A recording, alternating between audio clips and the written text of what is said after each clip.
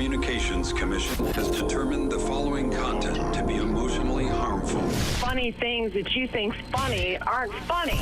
Give me cocks all the time. I want cocks all over me. The Alan Cox Show kicks ass, man. Welcome. Show me what you got. You're not going to see a lot of cocks on TV. Alan Cox from the Alan Cox Show. I don't know what it's about you, but I can't even stand your voice. I think you're the biggest asshole alive. It's going to be a great show. Let's kick it. I'll say kick it, and you'll just kick it with a tasty groove, okay? 1, 2, 3, kick it. Kick it. Come on. God damn it. Could you one time kick it? What the?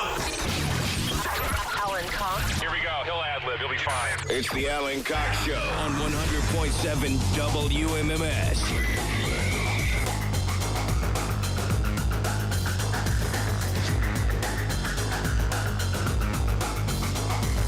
Oh, all right. All right. Hey, what's going on, gang? Good afternoon. Welcome. Back live today. I got an email earlier today from Josh, who listens to us, I think on the app, in Columbus or somewhere. Hey, Alan, just wondering if there's a live show today. I had to tell this poor guy that, yes, in fact, there is. And the defeat was palpable, Rob. Sorry, dude. Just in that brief email exchange. Good afternoon. My name is Alan Cox. Thanks for being here. Rob Anthony's right over there. What's up, man? We've been gone for a minute. I was in Austin, Texas most of last week. Rob was at home in New England. Yep. Just like the Barry Manilow song. Are they partial to Weekend in New England? Isn't that a Barry... My mom grew up listening to Barry Manilow. Yeah. Isn't there a song called Weekend in New England? I believe that there is. Yep. It's not something that I would be familiar with, though. Now, why is that? Isn't that the state song of Rhode Island, Barry Manilow's "Weekend in New England"? No. I envision hot cocoa or some cider, perhaps some mulled wine, and like a merino wool roll neck sweater. You're not running around like that? It very well may have been. Yeah. In prior generations. I was just never a gigantic fantalope. So my apologies for that. You know who is? You know who would know the answer to this question? Uh-huh. Our own Keith Kennedy. Yeah. He is, to put it mildly, a big fan of Barry Manilow. Total fan, yeah. Hence the Fanilow portmanteau that's given to those people. But again, my mom was a huge Fanilow. Even before that was a word, my mom was. And so, for that reason, I have to lie to people and tell them that my first show was something other than Barry Manilow, which is in fact what it was. That's still pretty cool. Taken to Barry Manilow. Pretty cool. I mean, he's got his place in the world. You can say you saw a superstar for your first show. Totally fine, sure. But I, as 8-year-old AC, I would have much rather saw not. Kiss. Yes. That's why I tell people, it was your first show. Oh, Cheap Trick was my first show. Barry Manilow. Barry Manilow. Yeah, Barry Manilow. There's no sneeze there. It was Kiss. So anyway, listen, if you'd like to join us, we would love to have you along. We're going to talk a little bit later on about how you can be, yes, you could be the person screening our phones, right, Rob? Yes, sir. You could be the person screening our phones. We are far too busy in here during the show to be contending with that nonsense. So good. I was trying to see how long I could really.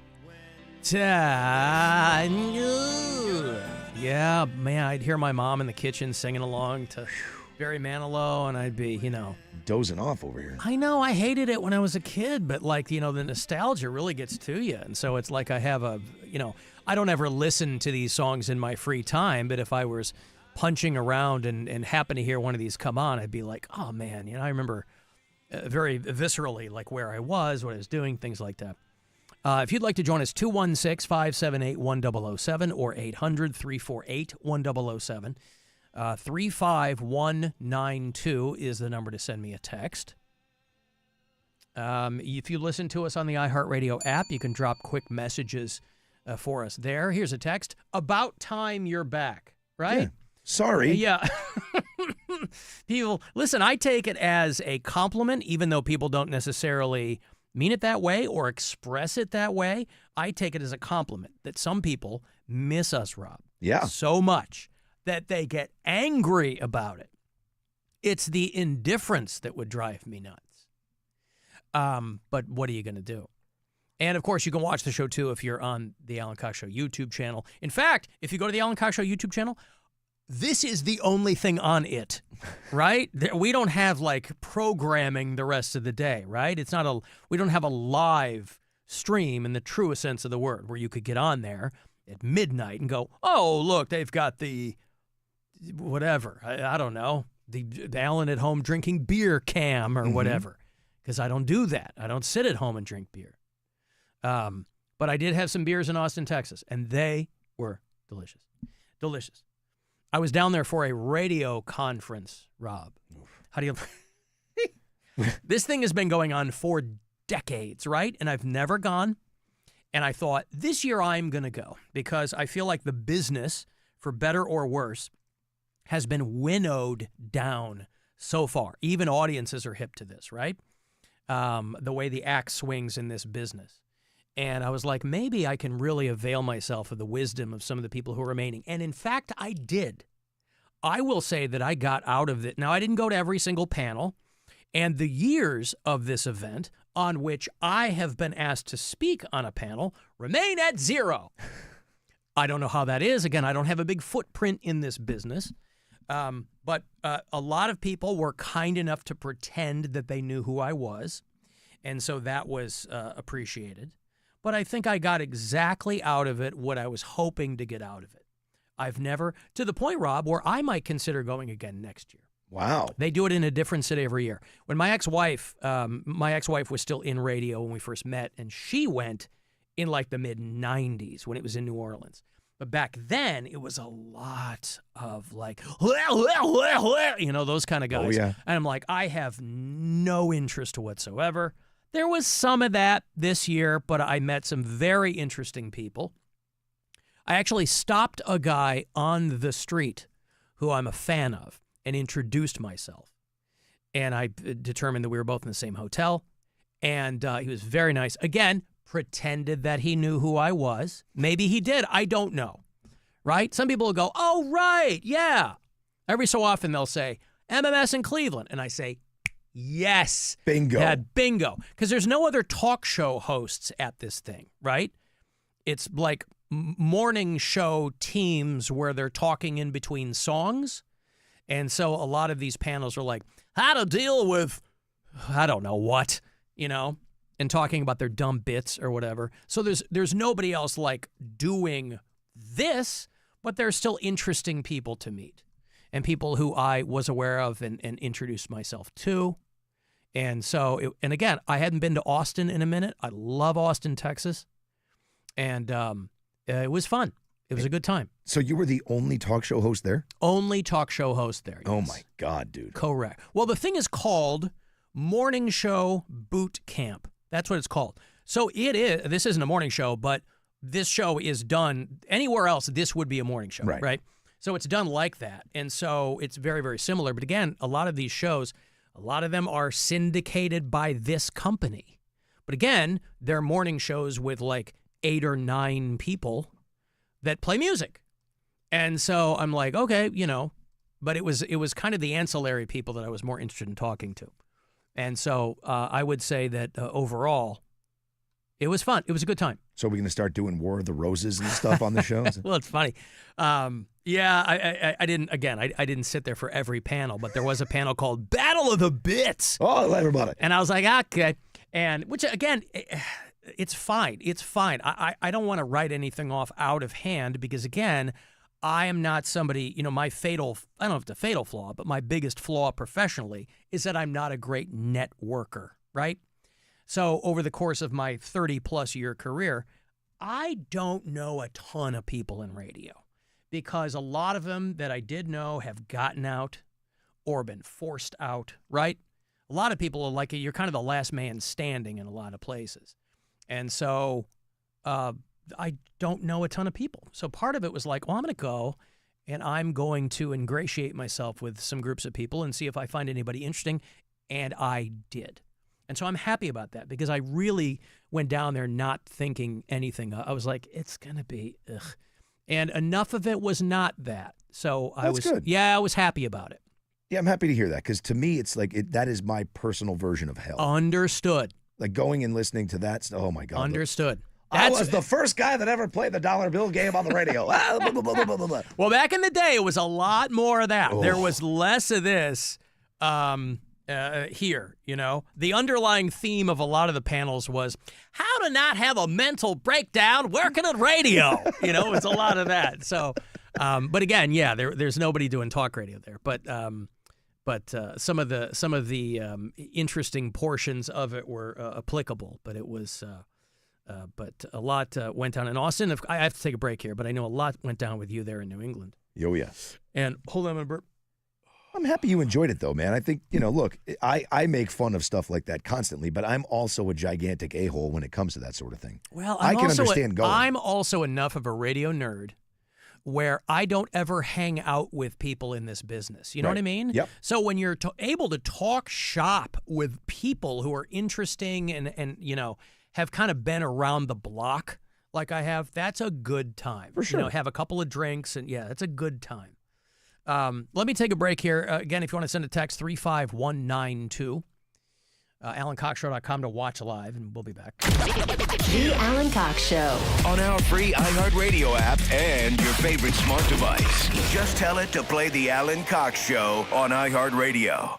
Our iHeartRadio Music Festival, presented by Capital One, Is coming back to Las Vegas. T-Mobile Arena. September 19th and 20th. streaming live only on Hulu. And you could win your way to be there with a weekend full of superstar performances. Playing live. The Offspring, You gotta keep them separated. Jelly Roll, Sammy Hagar, Justice, John Fogerty, Diplo. and more. 16 artists, 2 nights, 1 stage. Tickets are on sale now at AXS.com. And keep listening for the next chance to win your way there. Let me hang in Las Vegas. The iHeartRadio Music Festival. It's iHeart Energy. Gear up, music fans. Hyundai is back as a proud partner of the 2025 iHeartRadio Music Festival. Join us as our electrifying all-star lineup hits the stage like never before.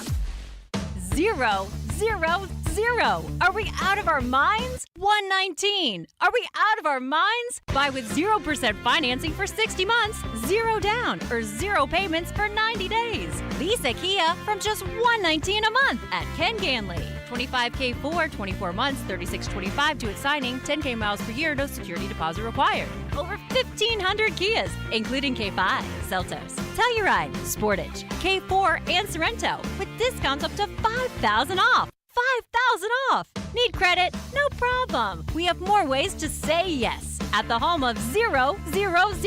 Ken Ganley Kia in Medina, Mentor, Alliance, and Boardman. Online at KenGanleyKia.com. Tell them Mackenzie sent you because I want to see ya in a Ken Ganley Kia. KMA rebates assigned to dealer. 25 Sportage APR 1667 per month per 1,000 financed. 5,000 dealer discount on 25 Sorrento EX plus tax, tag, title, and dot fee on approved credit through KMF. Expires 9/1/25. This summer, it's all about Big 3 basketball. Ice Cube's Pro 3-on-3 League is back with superstar ballers like Dwight Howard, Michael Beasley, and more.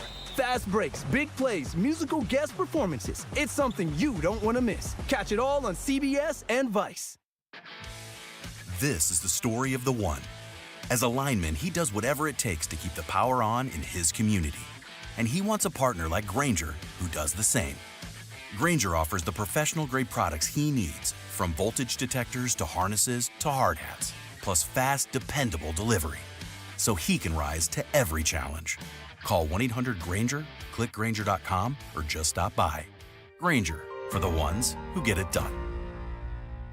Labor Day weekend, rock the land at the Cleveland National Air Show, presented by Discount Drug Mart, featuring U.S. Air Force Thunderbirds, F-18, Red Bull Air Force, Jet Truck, display aircraft, and more in the air and on the ground. Visit ClevelandAirShow.com.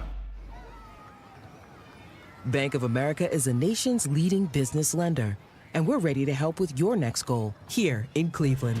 That's why we have over 3,700 local business specialists across the country. Because with the right team, your business and community prosper. What would you like the power to do? Learn more at bankofamerica.com/local business. Bank of America, official bank of FIFA World Cup 2026. Bank of America Corporation, all rights reserved. At Cleveland Clinic, care is everything. So when your primary purpose is to care for the world, you'd start with your community until you're accessible anywhere.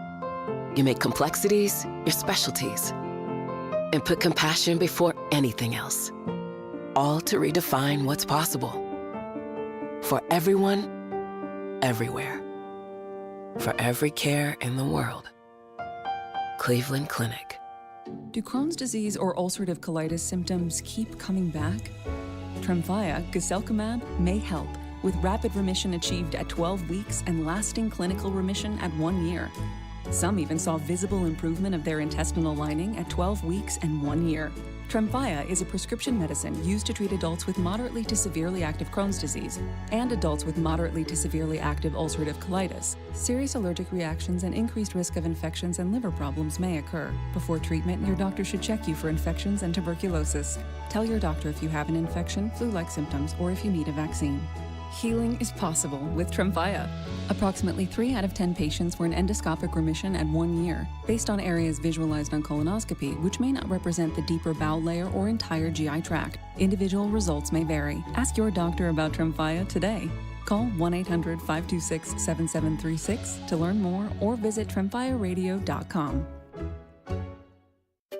Finding great candidates to hire can be like, well, trying to find a needle in a haystack. Sure, you can post your job to some job board, but then all you can do is hope the right person comes along, which is why you should try ZipRecruiter for free at ZipRecruiter.com/radio. ZipRecruiter doesn't depend on candidates finding you. It finds them for you. Its powerful technology identifies people with the right experience and actively invites them to apply to your job. You get qualified candidates fast. So while other companies might deliver a lot of hay, ZipRecruiter finds you what you're looking for. The needle in the haystack. See why 4 out of 5 employers who post a job on ZipRecruiter get a quality candidate within the first day. ZipRecruiter, the smartest way to hire. And right now, you can try ZipRecruiter for free. That's right, free at ZipRecruiter.com/radio. That's ZipRecruiter.com/radio. ZipRecruiter.com/radio. Oh, could this vintage store be any cuter? Right? And the best part? They accept Discover. Accept Discover? In a little place like this? I don't think so, Jennifer. Oh, yeah, huh? Discover's accepted where I like to shop. Come on, baby, get with the times. Right, so we shouldn't get the parachute pants? These are making a comeback. I think. Discover is accepted at 99% of places that take credit cards nationwide. Based on the February 2025 Nielsen report. This is Kevin Moret from Mentality. Every day is a silent competition, and with testosterone dropping 1% annually, you're fighting an uphill battle. Your colleagues notice when you lose your edge, your partner senses when your confidence wavers, and without addressing low T, you're set up to fail. No willpower can overcome this hormonal deficit. Mentality's FDA-approved treatments have shown a 30% increase in testosterone levels. Don't let low T define you. Reclaim your power at mentalityhealth.com/radio. That's mentalityhealth.com/radio. More fiber and laxatives, eh? Who are you? I'm future you. Future me? Constipation with belly pain still coming back? Our doctor figured it out. It's irritable bowel syndrome with constipation, or IBS-C, and Linzess could help you get ahead of it. Linzess linaclotide is a prescription medicine that treats IBS-C in adults. It's not a laxative. It's a once-daily pill that helps you get ahead of your symptoms. It's proven to help you have more frequent and complete bowel movements and helps relieve overall abdominal symptoms, belly pain, discomfort, and bloating. These symptoms were studied in combination, not individually. Do not give Linzess to children less than 2. It may harm them. Do not take Linzess if you have a bowel blockage. Get immediate help if you develop unusual or severe stomach pain, especially with bloody or black stools. The most common side effect is diarrhea, sometimes severe. If it's severe, stop taking Linzess and call your doctor right away. Other side effects include gas, stomach area pain, and swelling. Talk to your doctor and say yes to Linzess.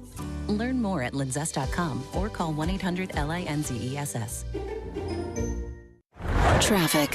From the Elkin Elk Traffic Center, Elkin Elk is 1/1 billion for their injured clients. Call 1-800-ELK-OHIO. Going to want to use caution due to a broken water main. Route 303 in Brunswick is reduced to one lane in each direction between Carpenter Road and Clearbrook Drive. You also have thunderstorms moving through Ashtabula. That has heavy traffic, 90 in both directions between Route 11 and 84. You also have a crash reported I-90 at 534. I'm Mike Ross from the Total Traffic Center. This report is sponsored by Wayside Furniture. Celebrate 88 years with Wayside Furniture. Stop in for a free gift and enter to win a $500 gift card. Wayside in Akron, 1367 Canton Road, near the intersection of Route 224. Keeping it local since 1937.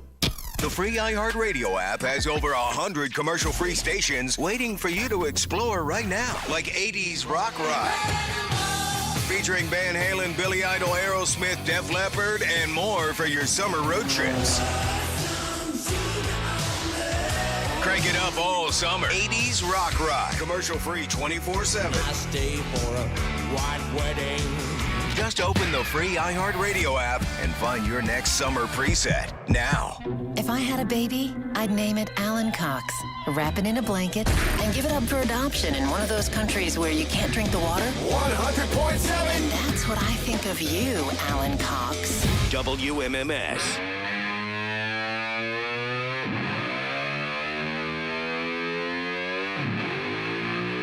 Guardians tonight and tomorrow and Thursday. 6:40 games all, hosting the Marlins of Miami. So we will dip out shortly after 6 o'clock, make room for your pregame coverage. Hammy and Rosie and the whole Hee Haw gang. I was keeping an eye on my White Sox against the Guardians while I was down in Texas. They did avoid the sweep. Again, when you get beat by the Chicago White Sox, I guess you lick your wounds and you walk on. But the Guardians ended up taking 2 of 3 there at Guaranteed Rate Field. The White Sox win by 2 runs on Sunday. So 6:40 tonight. Marlins v. Guardians. Right around the corner at Progressive Field, and you'll hear all of it here on WMMS and on the iHeartRadio app. So I get off the plane, Rob, from Austin, and drive directly to Strongsville on Saturday because we were giving away the Buzzard bike. Giving away this brand new Harley. We've been getting people qualified for weeks. We've been out. I was out getting people qualified. We were doing it on the air. Rover had keys. Stansbury had them. We had 100 keys in all. And my flight gets in at 1:45. And I was like, boy, if anything is delayed. Because on the way down, I didn't have any layovers, but I changed planes in St. Louis on the way down, and I changed planes in Nashville on the way back up. I'm like, if anything gets screwed up, I'm screwed. Because the event started at 2. It's Slim and Chubby's.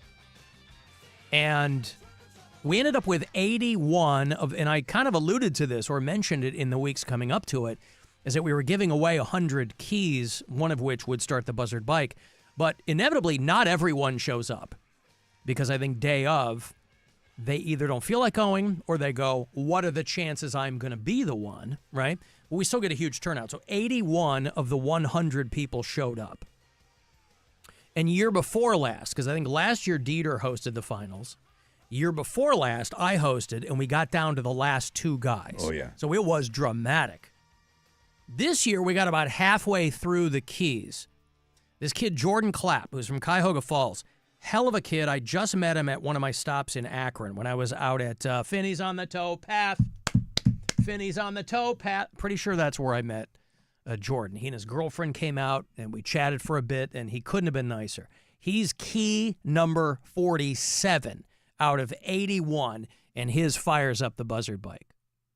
And it was, dramatic, Rob. I saw the video. It was awesome. I shared it on our socials. It's pretty awesome. I swear to Christ, it was 96 in Austin every day, right? Bone dry, 96.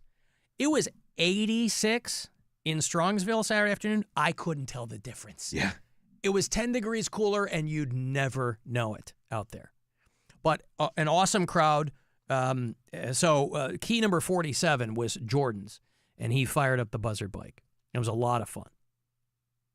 And then I just go and drink, right? Because I'm like, okay, we're done. But thank you to Real American Beer and Southeast Harley Davidson, of course, because they helped us put the whole thing together.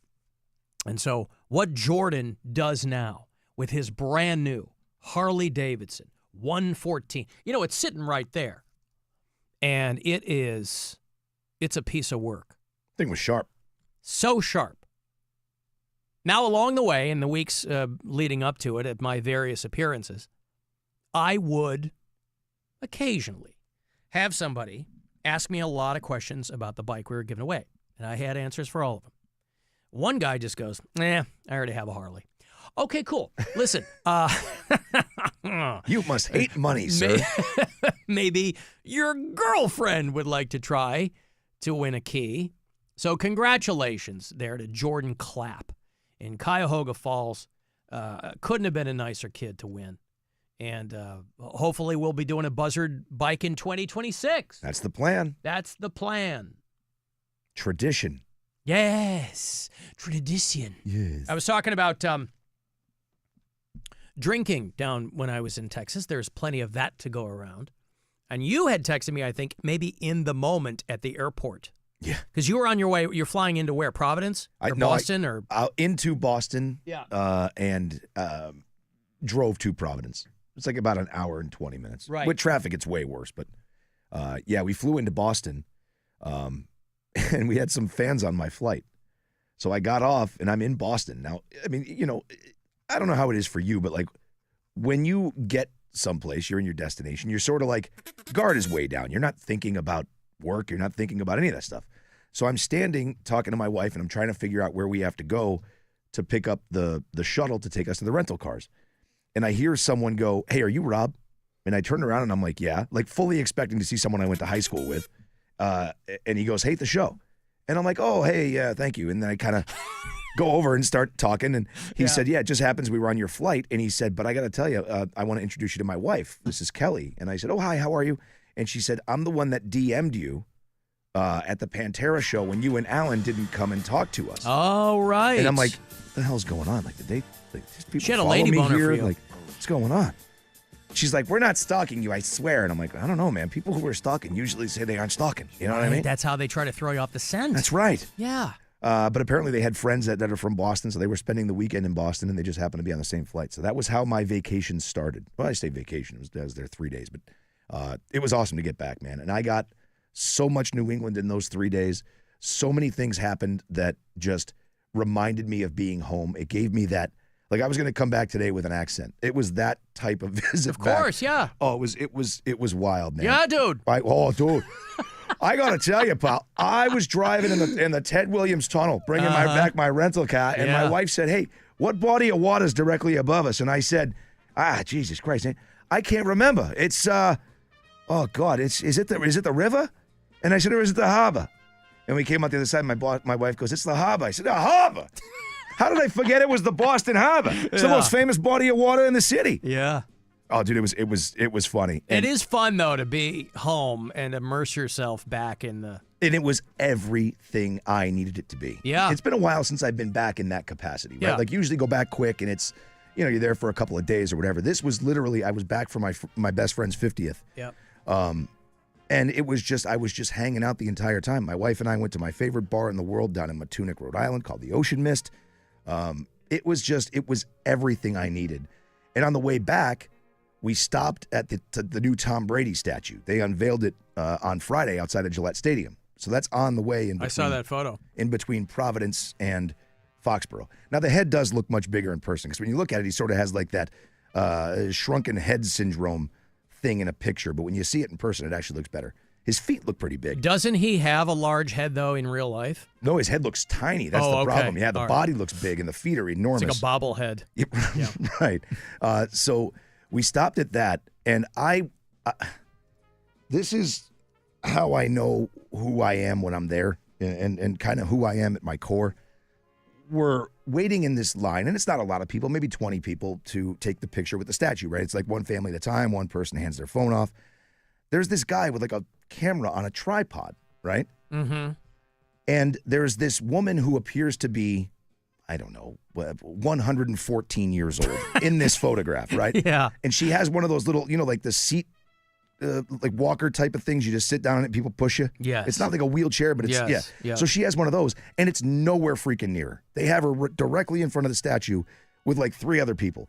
And I looked at Melissa, and I'm like, this lady's going down. But she's not in the seat. No, she's Right. standing up in They're front of the statue. propping her with the up, family. kind of, yeah. Right. And I'm like, this lady's going down. I mean, you can see it. She's kind of wobbly, and she's going sides. It was 7,000 degrees outside. So thinking about this woman being, I'm like, this is just bad. So 2 seconds later, they're trying to put her in the chair, and she just wipes out, right? I mean, straight down to the ground. Everybody runs over and kind of helps her get up, trying to put her in the chair. She's like leaning back. People are trying to feed her. Now, another massive New England thing. What do you give somebody who's overheated? Water. Yeah. How about a black Dunkin' Donuts coffee they're shoving in front of her face? Here, Ma. Ma, drink this. You'll be all right, Ma. That's what we were here. It's a cold brew. I'm like, you got to be kidding me. So we're watching this all happen, and I look at Melissa, and she goes, don't say it. And I'm like, she knew.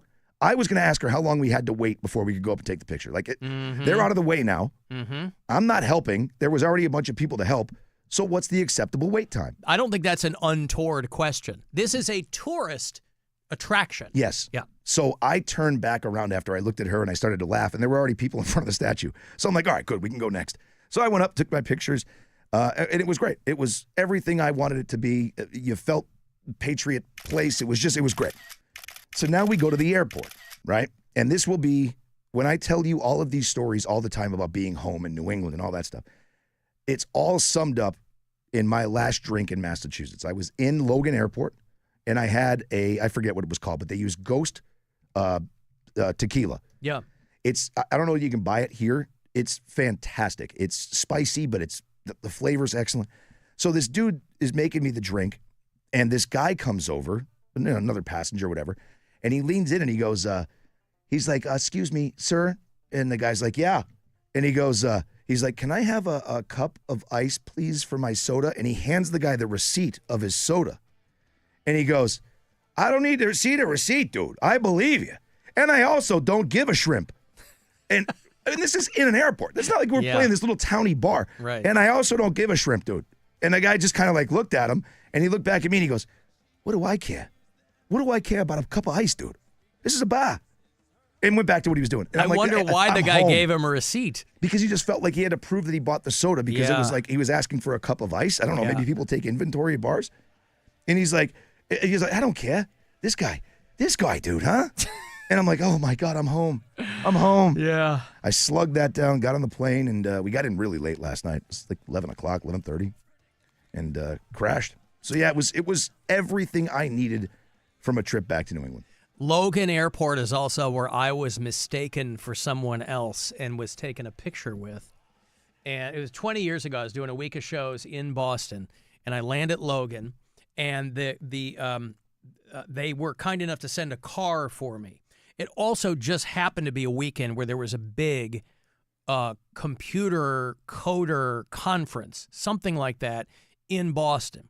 There's a guy named Alan Cox, spelled exactly the same way, few years older than I am. He looks like Rick Rubin, if you know who Rick Rubin is.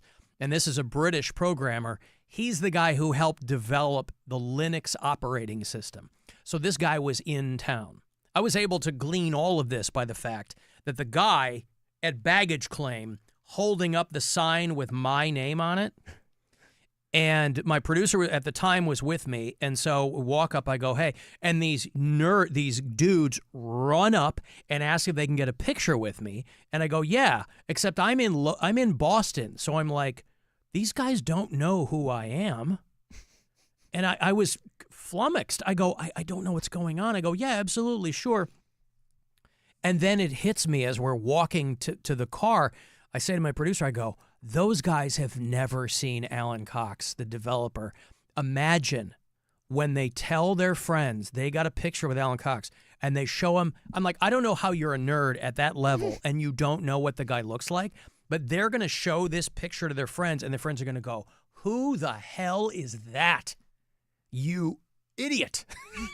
I was like, that's the only conclusion I can come to because that guy would have been in town for this huge conference. I was like, oh, God, I wish this was not the fun part. The fun part was at the other end of that conversation. The fun part would have been the reveal of that photo with these nerds' friends.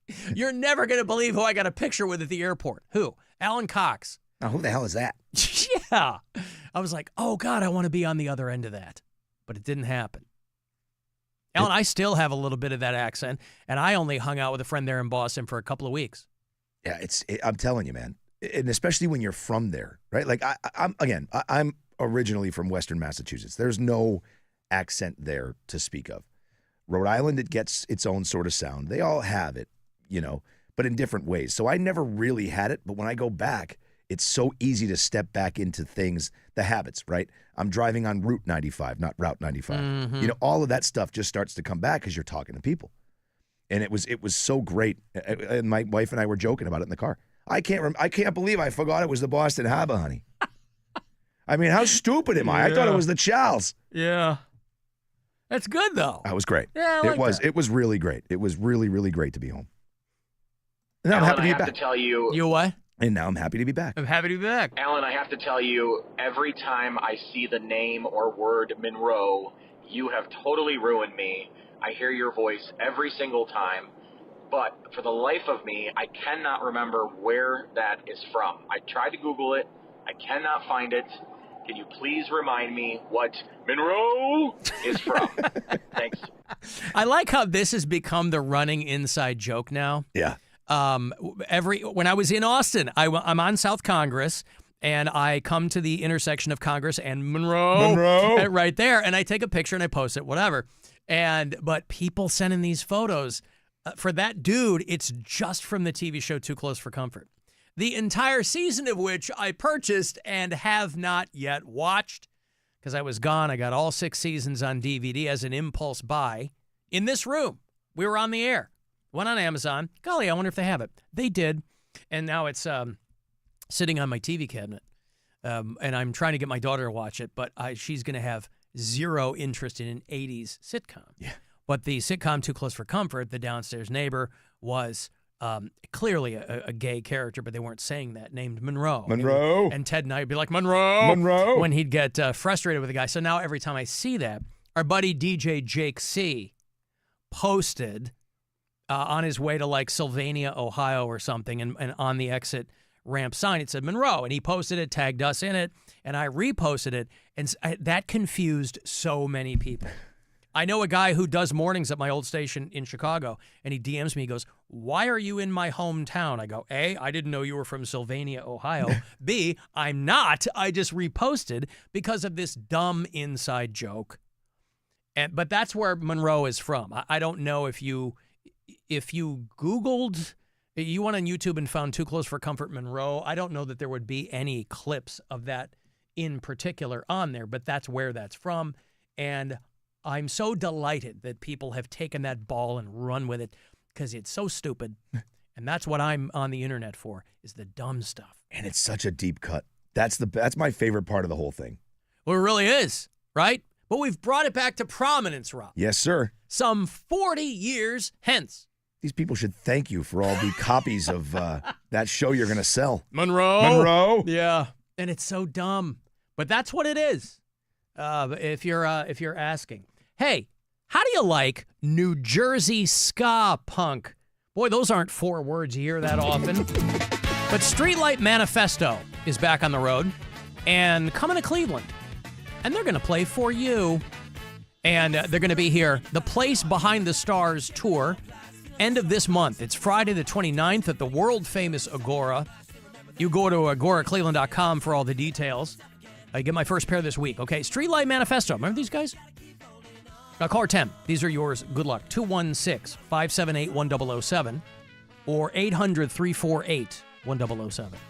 This is the Alan Cox Show on 100.7 WMMS. Don't rock the boat. Don't rock the boat, baby. Unless that boat is Captain Fun's floating fandango. Hey, it's Captain Fun. The Alan Cox Show will rock the Good Time 3 on Saturday, August 23rd. With live music and booze as we cruise Lake Erie. File aboard for a floating fandango. Win your way aboard weekdays from 2 to 6 at an upcoming ticket stop or at WMMS.com. Don't miss the boat. Rock the boat. Rock the boat. Presented by Circle K and 100.7 WMMS. Sarah Spain for iHeart Women's Sports. Presented by Capital One. At 10 p.m. Eastern tonight, the streaking Los Angeles Sparks host the defending champion New York Liberty. The Sparks are coming off a thrilling win over the Seattle Storm on Sunday, and they've now won 9 of their last 11 games. The Liberty are still without star Brianna Stewart, who's nursing a knee injury and hoping for a return by the end of the month. For more women's sports stories, subscribe to Good Game with Sarah Spain on iHeart Podcasts.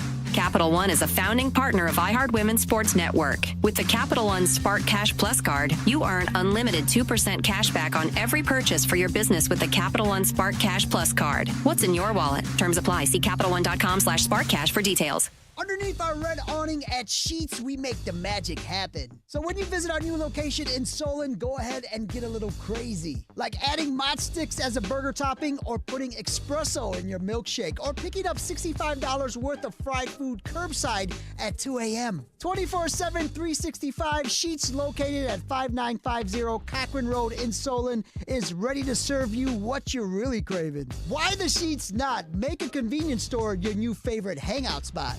An app for pics, an app for playlists, even the app for scrolling endlessly at 2 a.m. But only one app puts the live radio dial in your pocket, the free iHeartRadio app. Get what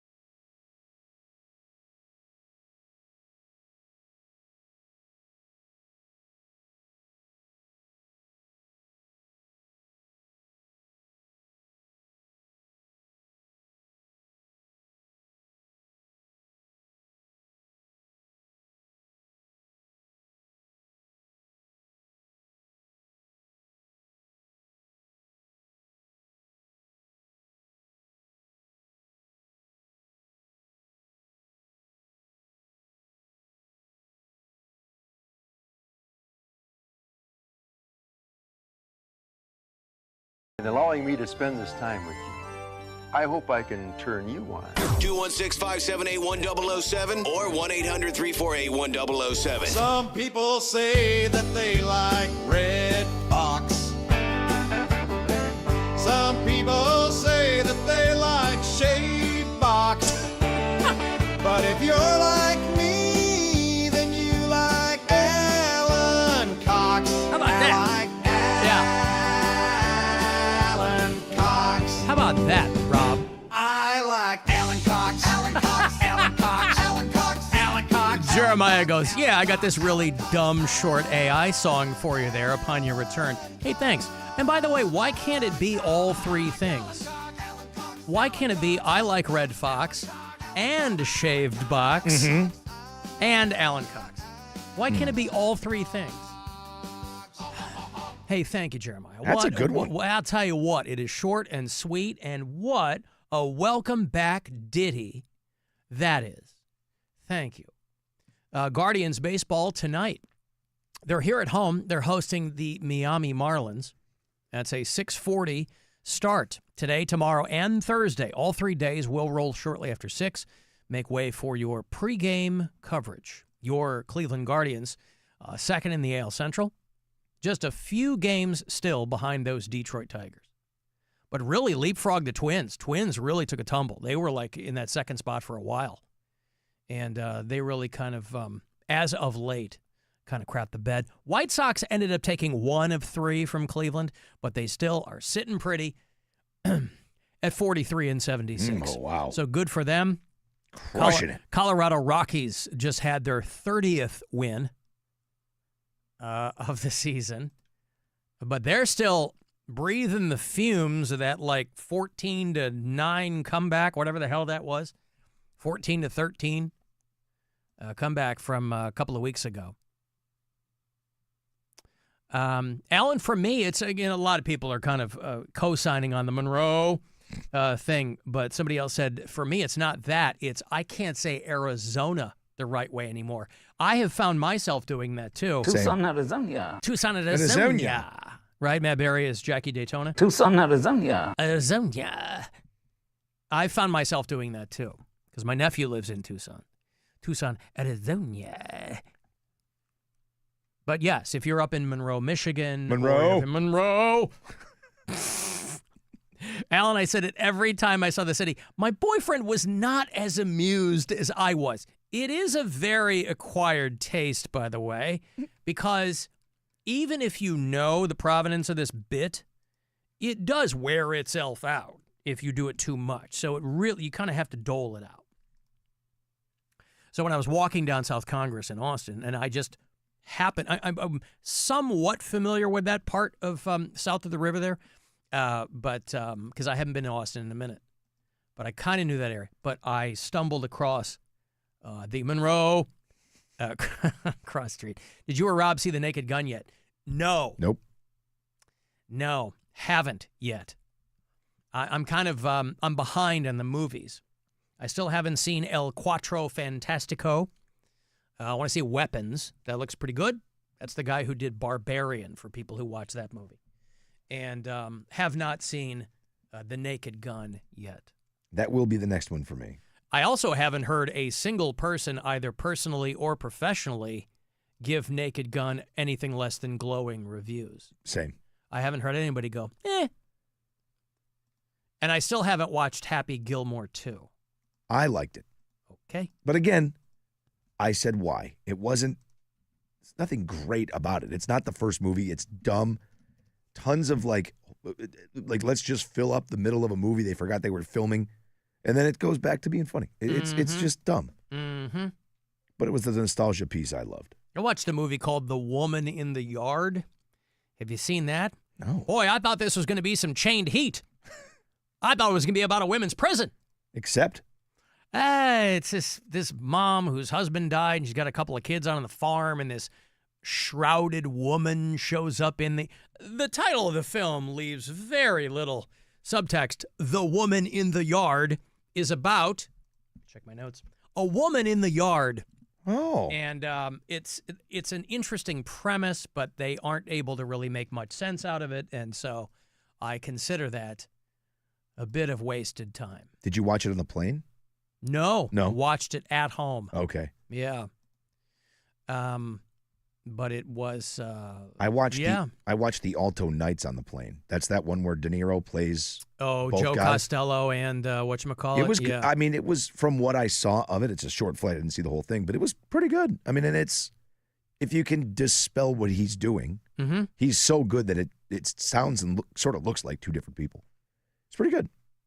There was a woman who, this was an older flight attendant. This was on my flight down to Austin. I had already gotten on, this would have been the second leg. I changed planes to St. Louis, so we were going from St. Louis to Austin. And I was flying Southwest, and it's kind of like open seating or whatever. So I just make a beeline for the very back row, that's where I sit.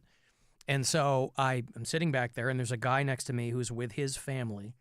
And I got the impression that he knew this flight attendant, but it just turns out that she had been chatting with his family. So she's standing in the back. We hadn't taken off yet. And I had my earbuds in, but I hear her say something about radio, and I kind of cock my head because I don't know what's going on. And I'm kind of looking over, and I must have looked like I was eavesdropping, and she looks at me, and she's like, "Am I bothering you?" Not in a nasty way. She's like, "Oh, she was very sweet. Am I bothering you?" I go, No. I said, I work in radio. I said, and oh, well, I'm from Sacramento or something like that. And she starts talking to this guy about how when her kids were little, they always wanted her to turn on Rush Limbaugh. Oh, boy. Right? I'm like, what kids want to listen to Rush Limbaugh? How fast you get those earbuds back in. Right. And she's like, and she's telling the guy at this point, and then she's like, so I raised a couple of Rush Limbaugh fans. I'm like, oh, Jesus Christ. And I'm waiting for her to ask me what I think about Rush Limbaugh. And I would have been like, well, he was a vile human being, and I think the world is better off without him in it. But she didn't ask, and I don't think that was really the time to be nasty for this woman who, by all other accounts, was being very sweet to everybody. It was like, wow, what a weird pivot that was. She was so proud, Oh, I raised a couple of Rush Limbaugh fans. Like, Jesus. And regardless of politics, he was just a blowhard. I mean, it doesn't matter necessarily what you believe or you don't believe. He could be obnoxious. Well, listen, he was very good at what he did. Oh, yeah. But what he did was vile for the most part. And then I happened to land on Smokey and the Bandit. Yes. When I was home and kind of decompressing a little bit. And I sent you a screen grab because I'm clicking around. I don't know what it was. It was like whatever the lie. I'm literally just blindly clicking around, sitting on my ass, staring at my television because I'm just wiped, right? I had gotten off the plane, gone to Slim and Chubby's. And by the time I got home, I was like, I'm just going to sit and stare. And I'm clicking around whatever Roku TV has its own live channel. Yep. Or just playing random crap. And one of them was Smokey and the Bandit. And that had come up as a topic of conversation a couple of occasions on the program, and it just happened to be on. And I got to it right before one of the classic scenes in the film. Which one? It is when Jackie Gleason and his son have stopped, and there's a semi on the side of the road, and another semi comes by and shears the driver's side door off his squad car. And he's out there screaming and getting red-faced or whatever, and tells his son, grab the door and throw it in the car, right? They're driving like a convertible or something. And he goes back to the car, and the son is sitting there still in the tux because the premise of the film is that Sally Field's character has jilted this dummy, right? She's going to marry this guy. She's run off with a bandit. And the son is sitting there with the car door in his lap. And Jackie Gleason's like, put it in the back seat, Junior. There's no way you came from my loins. Because he's trying, first thing I'm going to do when I get home is punch your mama in the mouth. And I'm sitting there watching it like with my kid. I'm like, wow, you couldn't do that anymore. No. Put the evidence in the car, Junior. Put the evidence in the car, Junior. Yeah. He knocks his door up.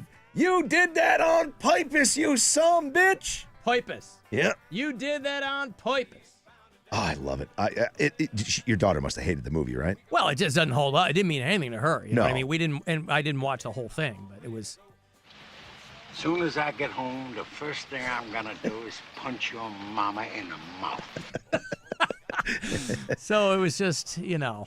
There is no way. And that wasn't even like late stage Jackie Gleason. He still made a lot of movies after that. Oh, yeah. So I'm that was curious. what, late 70s, right? Yeah, 77? 79, I think.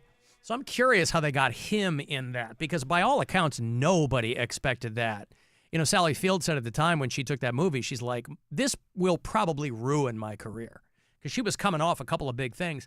And then like a year after that, that movie blew up. Yeah. And then she does Norma Ray, wins an Oscar, and you're off to the races. But everyone involved with Smokey and the Bandit was like, this is, Burt Reynolds could do whatever he wanted by 79. But they were like, this thing is just going to, you know. So I was curious how they lured Jackie Gleason in. Maybe he just thought he'd, you know, they probably paid him out the ass for 1979. And I maybe think that's how he they and Burt got were him. close, too. I think that was part of it. I think it was like Burt just, like, he could have been an Oscar-winning actor, right? He could have remained down the path he was on. Yeah. But he wanted to make movies with his friends. Dick around. Devotion accuracy, I did misspeak. They weren't in a convertible. The squad car had the top sheared off when they went under the semi. That's right. I'm sorry. I came in right after that. And Put the evidence in the car, Junior. Put the evidence in the car. Yeah. I love it. And what happened to that actor that played his son? I don't ever recall him seeing. Yeah, I recall don't seeing him in anything beyond that. I don't know that I've ever seen him in anything other than that movie. Yeah. Because I don't even think he was in the second one. No, I don't think that he was. Oh, maybe he was. Because there's that whole scene when the squad car sort of gets split into a V. Okay. And they're driving down, and Jackie Gleason has his finger in the front, and he's like scratching the windshield. And the son goes, "What is it, Daddy?" And he goes, "Just a little fly shrimp." And he's just scratching at the thing because it was just a busted up fly on his windshield. So I do think he was in it. Pretty sure it was him. Actor is a guy named Mike Henry, who died in 2021. But I guess, yeah, he did a lot of films. And there was the law of diminishing returns, by the way, too, because by the time you got to like Smokey and the Bandit 3, it was just a Jackie Gleason vehicle, right? Yeah. Like 2 wasn't as good. 3, you were like, okay. 2 was still okay. Like there was some funny parts. 1 is the best by far. Yeah. Bo, you remember the Bandit's real name? If you give me a second, I'm sure I could come up with it. All right, don't give me a second because I'm just not going to come up with it. Bo Darville. Yeah, because when he's signing autographs in the beginning, he's in the hammock. Yep, you're right. I wouldn't have known that. Would not have known that. Big Enos and Little Enos. Yeah, those are the brothers. Yeah, I would not have remembered Bo Darville. Got to get they're the ones that place all the bets. Mm-hmm. Alan, this is Jake. Just want to update you where I'm at now, listening to you. What is he saying? Huh? Yo, Alan, this is Jake. Just want to update you where I'm at now, listening to you. I used to be in Charlotte. Now I'm in Fairplay, South Carolina. Living on the lake, Lake Hartwell. Go fishing almost every day. Enjoy the party on the weekends. I'm down to kick it. Send me some stickers. Love the show. Bye. I'm down to kick it. Do you say we're super farty on the weekends? I couldn't. Or we like to party on the weekends? Which do you think is more likely? Hey, we're down here. I like when bureau chiefs will apprise me of when they move. So Jake used to be in Charlotte. Leaves me a message. Hey, I'm in Fairplay, South Carolina now, or whatever. And he probably said we party on the weekends, but it's not like he said we get super farty on the weekends. So I'm going to go with that. Yeah. Hey, we have so much fun. We get super farty on the weekends. Living on the lake. Yep. Lake Hartwell. Lake Hartwell. Go fishing almost every day. Yep. Enjoy the party on the weekends. Yep, and doing farties on the weekend. Yeah, we're doing farties on the weekends. Love the show. Yeah, send some stickers. I'll tell you what, and I will, Jake. I'll send stickers to anybody. I sent out in the batch this morning. Alan at AlanCoxShow.com. I'm happy to send out Alan Cox Show stickers. You know, I always have them in my backpack, and my backpack always goes with me. Went down to Austin with me. But I never put them in my pocket. Yep. And every time I travel, I go, I'm going to tag some electrical boxes. You go to a place like Austin, there's stickers on everything. I posted a photo. I got an impromptu tattoo in the middle of the day when I was down there. And the guy who did it said, there's a great spot a couple doors down. You should go in there. The owner is this dude who like is a touring bass player for Def Leppard or something like that. And it was like this super dark daytime dive bar. And I go in there, and I think I posted a photo. One of the stickers somebody had was I Heart Cox, but instead of a heart, it was some guy's face. And I was like, my sticker could have gone right next to that. Every time I travel, I bring stickers, but then I don't have them on me. And I'm just doing a disservice, Rob. I'm doing a disservice to the locals. I understand. Right. You got a tattoo? I did, yeah. I got my Again tattoo. I had been meaning to get an Again tattoo, and I got it. I was in between panels for this radio thing, right? And I'm kind of just walking. This is all downtown in Austin, and I'm walking around, and it's like 11:30 in the morning. And so I'm walking past this tattoo place, and there's a guy standing out in front, and he's on his phone. And I go, are you guys open? Because a lot of those places don't even open until noon or 1. And I go, you guys open? He goes, yep. And I go, can I come up? Yep. I go, it's going to be super easy. And so we go up there, a place called Sacrament Tattoo.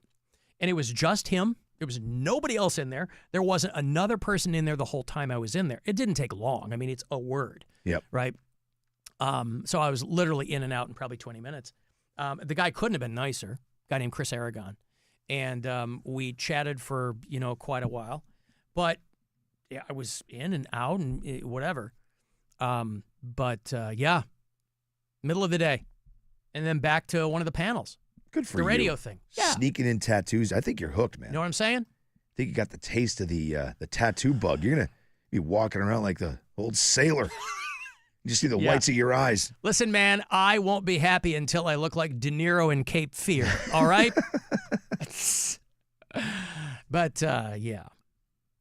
Smokey and the Bandit 3 also has Jerry Reed. And yeah, that's what I'm saying. By the time they got to the third one, all the principals had kind of, at least Sally Field and Burt Reynolds were like, no, we're done. Yeah, we're done. So they were like, we want to make one more. Who will do it? And Jackie Gleason was probably like, well, if in 1979 dollars, they probably paid him about $200,000, probably about $1 million in today's dollars. And then Jerry Reed, the hell else is he doing? Love Jerry. Selling records by the tens. Yes, of course, by the tens. Well, he was a big deal back then, though. Jerry Reed. So yeah, I didn't slap one sticker on one surface when I was down there, and I'm so crestfallen. I'm so beside myself because I could have added to the visual pollution down there. I've added for so long, Rob, to the audio pollution that I should have tried to add to the visual pollution down there. Well, it just didn't happen. I'm even more of an idiot. I had the stuff with me and set aside because I told you I went to my favorite bar, the Ocean Mist. Yep. Places held up basically by bumper stickers everywhere. Yeah. The old radio station I worked for, everywhere. Everything is in there. So I brought an Alan Cox Show sticker and I brought a Buzzard sticker. Now, there is a Buzzard sticker there, but it's starting to kind of fade. So I was going to put those two up. Left them in the hotel. Yeah. In my Airbnb. Yeah. I was so mad at myself because I was going to go back. I'm like, you know what? Let's just go back down there again. We ran out of time. So it's got to be next time. But I planned, I literally planned the whole thing. Like I knew where I was going to put them. Next time I'm just going to bring 70 of them and just throw them everywhere. Yeah. Well, this daytime dive bar I'm in, though, I'm in the bathroom. I'm breaking off a whiz, and I'm looking at the stickers on the back of the door.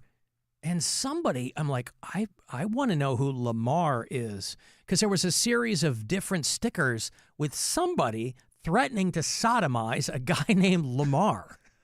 And I'm like, he's probably an employee and it's probably an inside joke. Yeah.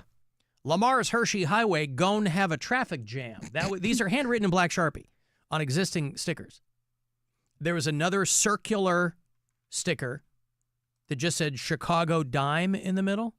And around it, they wrote, only takes a Chicago dime to rape Lamar. And then like another just piece of tape that they had written, Lamar gets raped tonight. I'm like, somebody Lamar. Look out for Lamar. Jesus. Man. So I didn't ask the guy at the bar because I didn't want to get in some long, drawn-out conversation about a guy I didn't know. But I was legit concerned for seemingly one particular part of Lamar's body. I would have loved I if was you worried. if you went to the bartender and said, who's Lamar? And he's like, me. You should go in the men's room.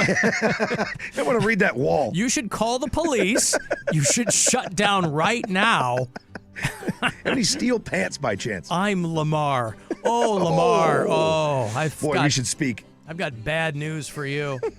Hey, there are fewer and fewer opportunities to win tickets to join us on the Alan Cox Show cruise, which is a week from Saturday.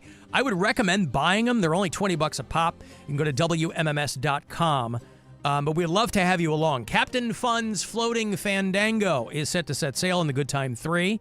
Next Saturday, the 23rd, is when we go out. Live music from Taint Smasher and the Master Blasters and the Ultra Terrestrials. Like I said, $20 a head. You can buy them right now if you go to WMMS.com. It is all presented to you by Circle K. Rob and I are going to be there. We would love to have you along. We do it once a year. It's far too short, but it's a blast. So come join us, WMMS.com for all the details. But I will give you a pair here. If you're lucky enough to be caller 10, these are yours for the Alan Cox Show cruise coming up a week from Saturday. Good luck. 216-578-1007 or 800-348-1007. It's the Alan Cox Show. Everywhere on our free iHeartRadio app or whatever smart device you have. Just tell me to play the Alan Cox Show on iHeartRadio. Our iHeartRadio Music Festival, presented by Capital One, is coming back to Las Vegas. T-Mobile Arena, September 19th and 20th. Streaming live only on Hulu. And you could win your way to be there with a weekend full of superstar performances. Playing live. The Offspring. You gotta keep them separated. Jelly Roll. Sammy Hagar. Justice. John Fogerty, Diplo, and more. 16 artists, 2 nights, 1 stage. Tickets are on sale now at AXS.com. And keep listening for the next chance to win your way there. Woo! Let me hear you, Las Vegas! The iHeartRadio Music Festival. This iHeart Energy. Capital One is the proud presenting partner of iHeartRadio Music Festival, bringing great products, rewards, and services to its customers. What's in your wallet? From the Universal Windows Direct Weather Center, WMMS Weather. Partly cloudy tonight, a chance of thunderstorms, overnight low around 69. Scattered thunderstorms tomorrow with a high of 83, and rain ending Thursday with a high of 81. This report is sponsored by Columbus Zoo. This summer, something wild is coming to your Columbus Zoo. The Columbus Zoo invites you to follow the footsteps and the tales of animals from around the world. Explore our newest region, North America Trek. So what are you waiting for? Get your tail to our trails only at your Columbus Zoo. Do Crohn's disease or ulcerative colitis symptoms keep coming back? Tremfya, guselkumab, may help, with rapid remission achieved at 12 weeks and lasting clinical remission at 1 year. Some even saw visible improvement of their intestinal lining at 12 weeks and 1 year. Tremfya is a prescription medicine used to treat adults with moderately to severely active Crohn's disease and adults with moderately to severely active ulcerative colitis. Serious allergic reactions and increased risk of infections and liver problems may occur. Before treatment, your doctor should check you for infections and tuberculosis. Tell your doctor if you have an infection, flu-like symptoms, or if you need a vaccine. Healing is possible with Tremfya. Approximately 3 out of 10 patients were in endoscopic remission at 1 year, based on areas visualized on colonoscopy, which may not represent the deeper bowel layer or entire GI tract. Individual results may vary. Ask your doctor about Tremfya today. Call 1-800-526-7736 to learn more or visit tremfyaradio.com. Febreze. As a rideshare driver, I love keeping my car smelling fresh and clean. So when I'm driving, I only trust Febreze car vent clips, featuring 3 distinct intensity settings, because it's that little touch that sets me apart. I can turn the intensity down for subtle freshness, or I can turn it up for when I want lots of scent. So whether it's set to low, medium, or high, with Febreze car, I know my car's going to smell amazing. Which keeps my driver rating right where it belongs. Picking up Oscar! Back to school means back to the road. Get there in style at Volkswagen of Streetsboro. Whether you're sending the kids off to college or just need a reliable ride for the carpool, we've got you covered. Volkswagen of Streetsboro has interest rates as low as 0%. And every new Volkswagen comes with carefree coverage, including 2 years of scheduled maintenance and roadside assistance at no extra cost. Stop by VW of Streetsboro today and get a vehicle that'll impress this school year. Plus, we want your trade. Right now, get up to $5K over Kelley Blue Book even if you don't buy from us. With legendary safety, top-tier tech, and Volkswagen reliability, you'll ace every drive this school year. But don't wait. These back-to-school savings only last until August 31st. Visit Volkswagen of Streetsboro, conveniently located in Streetsboro just off 80 and 480, or explore our offers online at vwofstreetsboro.com. With approved credit, see dealer for details, or call them at 330-342-7000. Expires 8/31/25. O'Reilly! Check engine, ABS, or maintenance light on? Take the guesswork out of your warning lights with O'Reilly Veriscan. The service is free and provides a report with solutions verified by ASE certified master technicians. And if you need help, we could recommend a shop for you. Ask for O'Reilly Veriscan today. O'Reilly Auto Parts. Water, fire, wind, mold. When disaster strikes your home or business, there's only one name you need to know: Paul Davis. For over 30 years, the professionals at Paul Davis Restoration are the experts that Northeastern Ohio trusts for rapid emergency response. We are your best friend on your worst day. Why? Because Paul Davis is committed to minimizing stress and disruption to your life when your home or business experiences an unexpected disaster. Paul Davis handles everything quickly and seamlessly. From cleanup to recovery to reconstruction, when disaster strikes, you do have a choice. Paul Davis, the first name in property damage restoration. We are your best friend on your worst day. Call us today at 440-834-1155 or visit us at restorationcleveland.com. Don't wait. Call Paul Davis, the restoration experts, at 440-834-1155 or visit us at restorationcleveland.com. When disaster strikes, there's only one name you need to know: Paul Davis. Big Bargain detergent jug is 80% water, right? It doesn't clean as well. 80% water? I thought I was getting a better deal because it's so big. If you want a better clean, Tide Pods are only 12% water. The rest is pure, concentrated cleaning ingredients. Oh, let me make an announcement. Attention shoppers, if you want a real deal, try Tide Pods. Stop paying for watered-down detergents. Pay for clean. If it's gotta be clean, it's gotta be Tide Pods. Water content based on the leading bargain liquid detergent. Hey, it's Alan. It's back. Hurry into your local McDonald's restaurant for a $5 sausage McMuffin with egg meal for breakfast. It includes a sausage McMuffin with egg sandwich, hash browns, and a small coffee.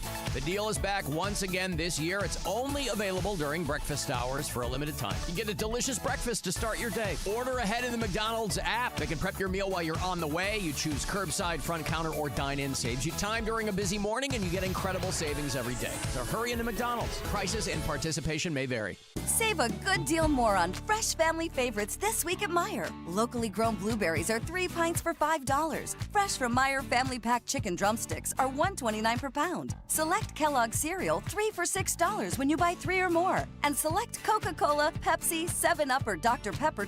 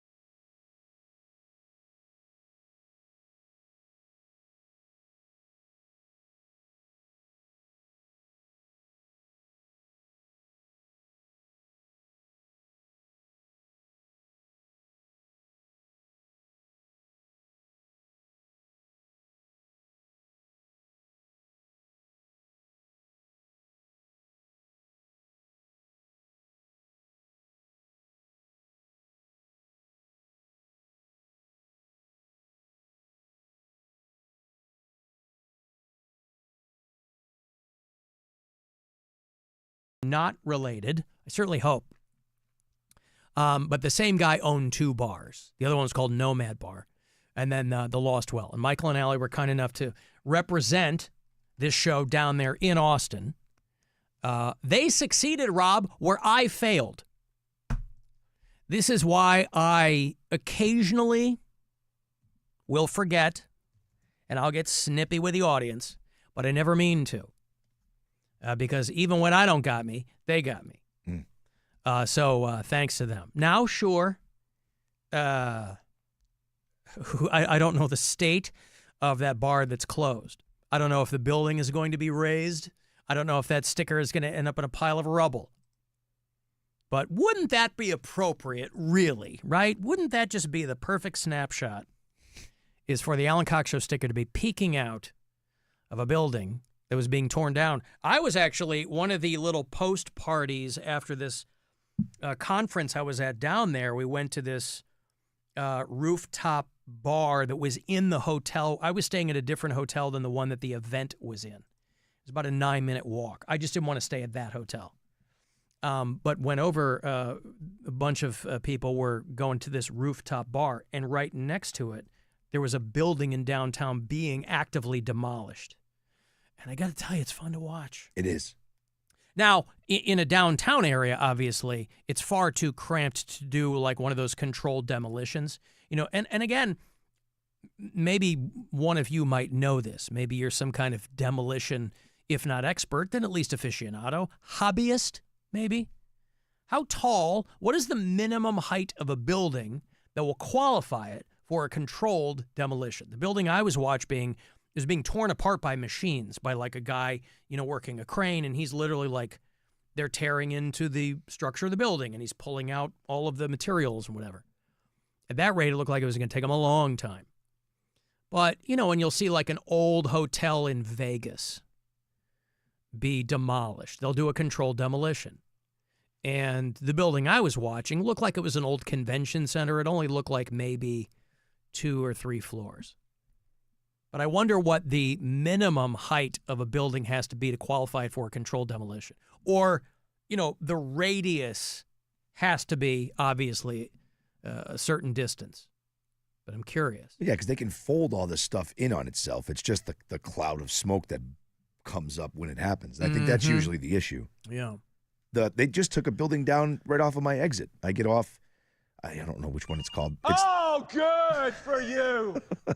It's the Progressive Field exit off of 71, turns into 90. And you could see it right from the highway. Like each and every single day, more and more of the building was gone. It was pretty cool to see. I hadn't seen one in a while. I think it was like a Saint something or other, maybe medical building or something. Oh, they were demolishing a hospital. Nice. I think it was just an old medical building. St. Swithin's Children's Hospital has been marked for demolition. And congratulations to them. As long as they took the people out of it first. Oh, the kids. Did we forget Poor kids. something? Is everybody out? Did we? Oh, son of a bitch. Did we remove the equipment? Did anyone check that 3rd floor? Oh, God. Damn it, I knew. Oh, Bill. Something was going to happen. Oh, Bill. Stupid Bill. Dumb Bill. Yeah. I'll tell you what else a difference between, and I didn't really notice it right away. Everything in Cleveland now smells like weed. Yep. And I don't hate it. Don't get me wrong. But weed is illegal in Texas. Why? Freedom. But everything in Austin smells like barbecue. And boy, it's neck and neck for which I'd rather smell. I mean, they do have like what they call weed vans down there, Dan the Weed Man or whatever. But I think medicinal is legal down there. So these are people who you got to have a medicinal card to get anything. Pot laws are only for medicinal marijuana there in Texas. It's a very red state way of saying, oh, we know this can help you. We absolutely do not want you to have fun with it, right? Right. But whereas downtown Cleveland smells like weed everywhere, it smells like barbecue down there. I would take the barbecue. I think you're right. Yeah. Yeah. I mean, weed's fine, but barbecue's barbecue. Yeah. It's pretty good. I had some Brian for you, but I don't know if I'm going to play any Brian for you today. First day back after a few days gone, and I need to ease into maybe Brian tomorrow. Okay. But if you want to leave us messages on the iHeartRadio app, you certainly can. Bureau Chiefs will do it. You don't have to be calling us from out of state. A lot of people opt to hit us up that way. So, Sarah listens in Norwalk, Connecticut.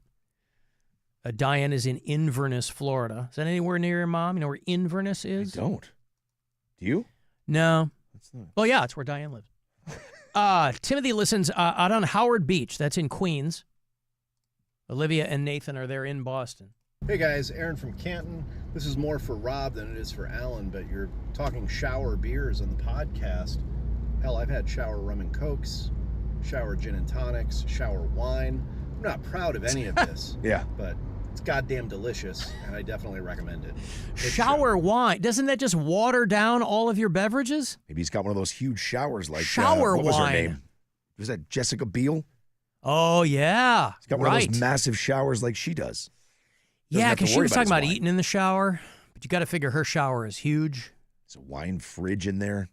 Right. Shower beer. I have yet to have a shower beer. I don't know if I've ever had a shower mixed drink. I've definitely had shower beers numerous times. Well, because a shower beer, conceivably, you could have a drink fridge in the bathroom, right? Pop it open, grab a beer. A gin and tonic, you got to make that off-site. Yep. And then get in there. Depending on what kind of shelving you've got. Unless you have a bar in your bathroom. Speaking of drinks, a weird interaction I had, and this was my first day at this event in Austin, where I met this gentleman, you were kind enough to hook me up with this guy who is a big deal in this business. Yep. Lives in Northeast Ohio. It just so happens I'd never met the guy, and he kind of anecdotally told me that he and I would have met a long time ago had I not been on the air, because he had been taking a tour of the station or something like that. So I go to the bar, I'm meeting him for a drink, and I go to the bar, and this bar in this hotel is starting to fill up with radio people, and I can tell because the room is beginning to fill with, hey, look, ha, you know what I mean? Like, just the ambience of that. Uh-huh. And I go up to order a drink, and there's a guy sitting there. And again, I don't know who these people are, right? This is the night before. This is kind of like the mixer thing. So nobody's got lanyards on, which we all had like the next day. Once the thing got started in earnest, you had lanyards on with your name, station, whatever. But the night before at the bar, I go up there and I say, hey, can I get a Hendrix and tonic with a lime? And this guy sitting there goes, oh my God, that is almost my exact same drink. And I go, oh. It's not like I ordered some weirdo drink. Right. I ordered a gin and tonic, and I go, oh. And I can tell this is a radio dude. And he goes, you ever I go, oh, what do you mean almost? Like I'm playing along. He goes, have you ever tried it with a lemon? I would have thrown the slap. A lemon.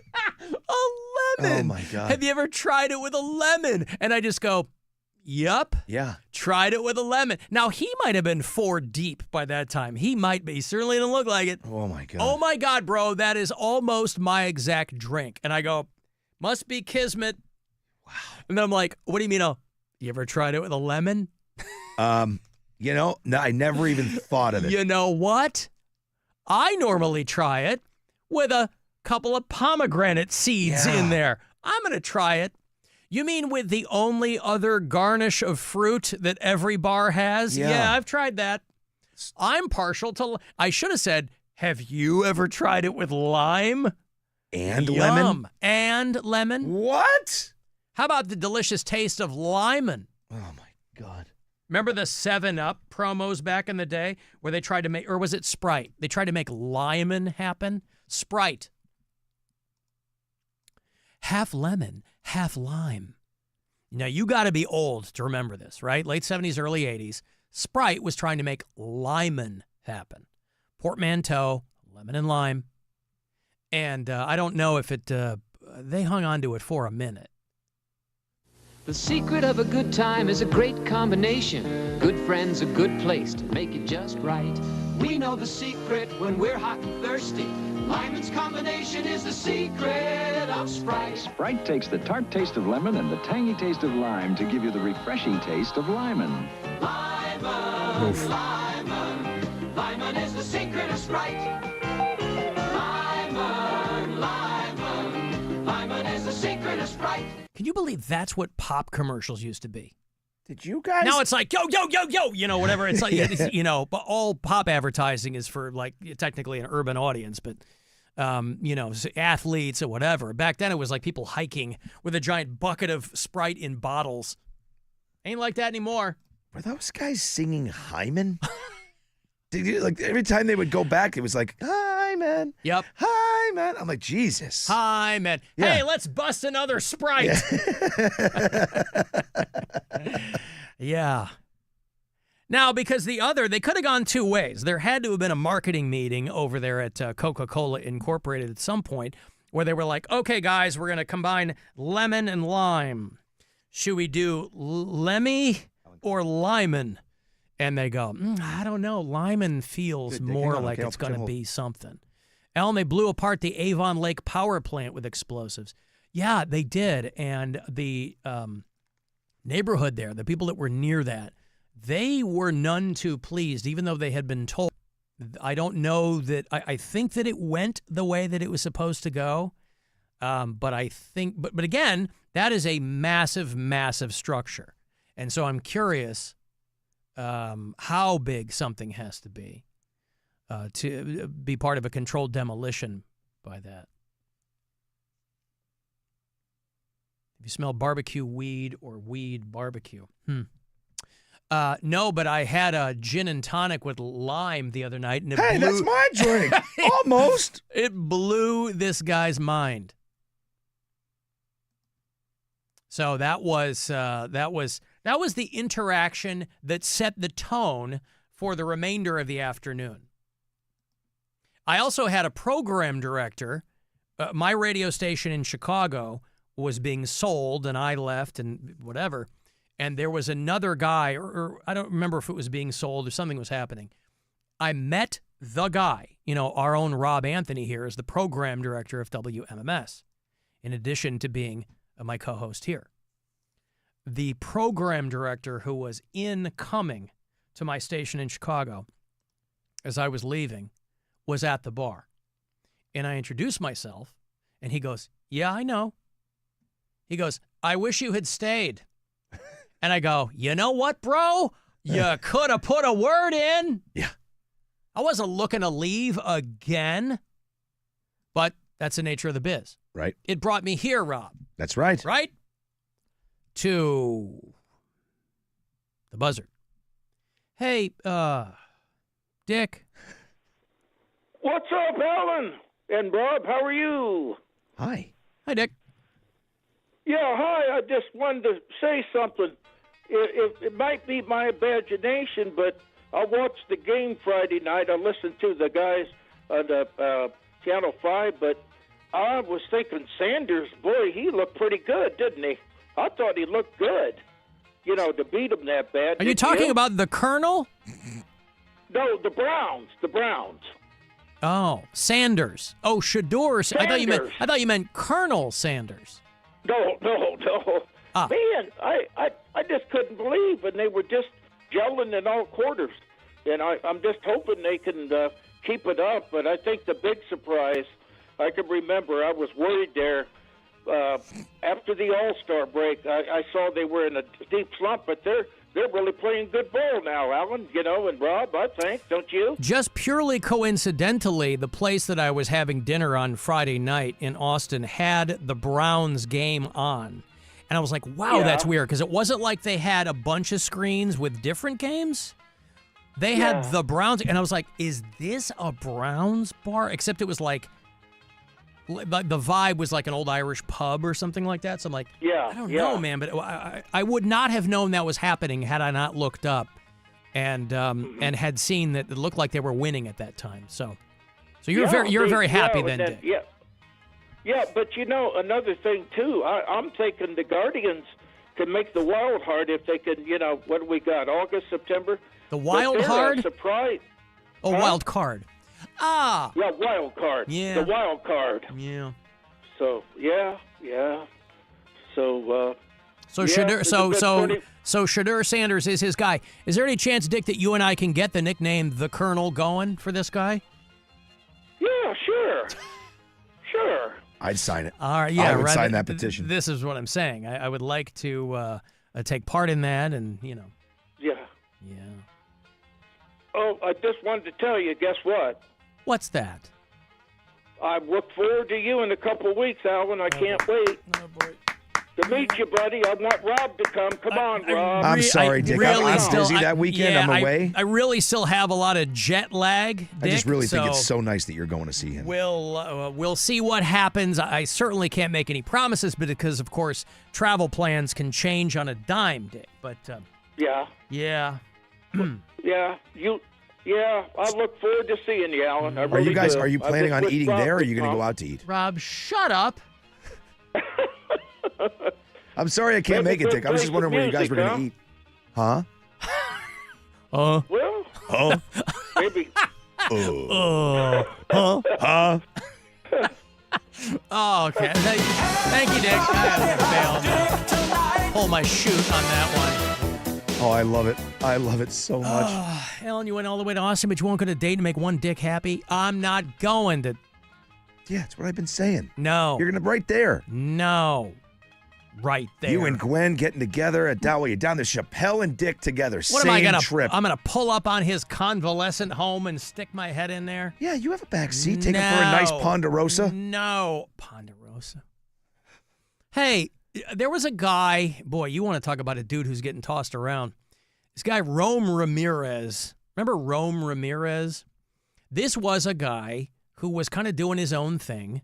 And when the Sublime guys said they were going to get back together, they wanted somebody who kind of had that vibe. And so they grabbed this guy, Rome Ramirez, and he fronted Sublime for a minute. It was called, wait for it, Sublime with Rome. And now they have Bradley Knowles' kid. So they go, hey, get the hell out. We're going to do something different. And now Rome Ramirez is going out on his own. And he's coming to play in Cleveland. And Rome, it's called Rome, I think. Rome Ramirez. And if you want to go see him, he's going to play for you at the Globe Iron, which is a brand new venue there in the Flats if you haven't been. It's a great setup. This is Wednesday, September 24th, to see Rome. It used to be Sublime with Rome. Now it's Rome without Sublime. AXS.com for the details. Caller 10. The tickets go to you. 216-578-1007 or 800-348-1007. The Alan Cox Show on 100.7 WMMS.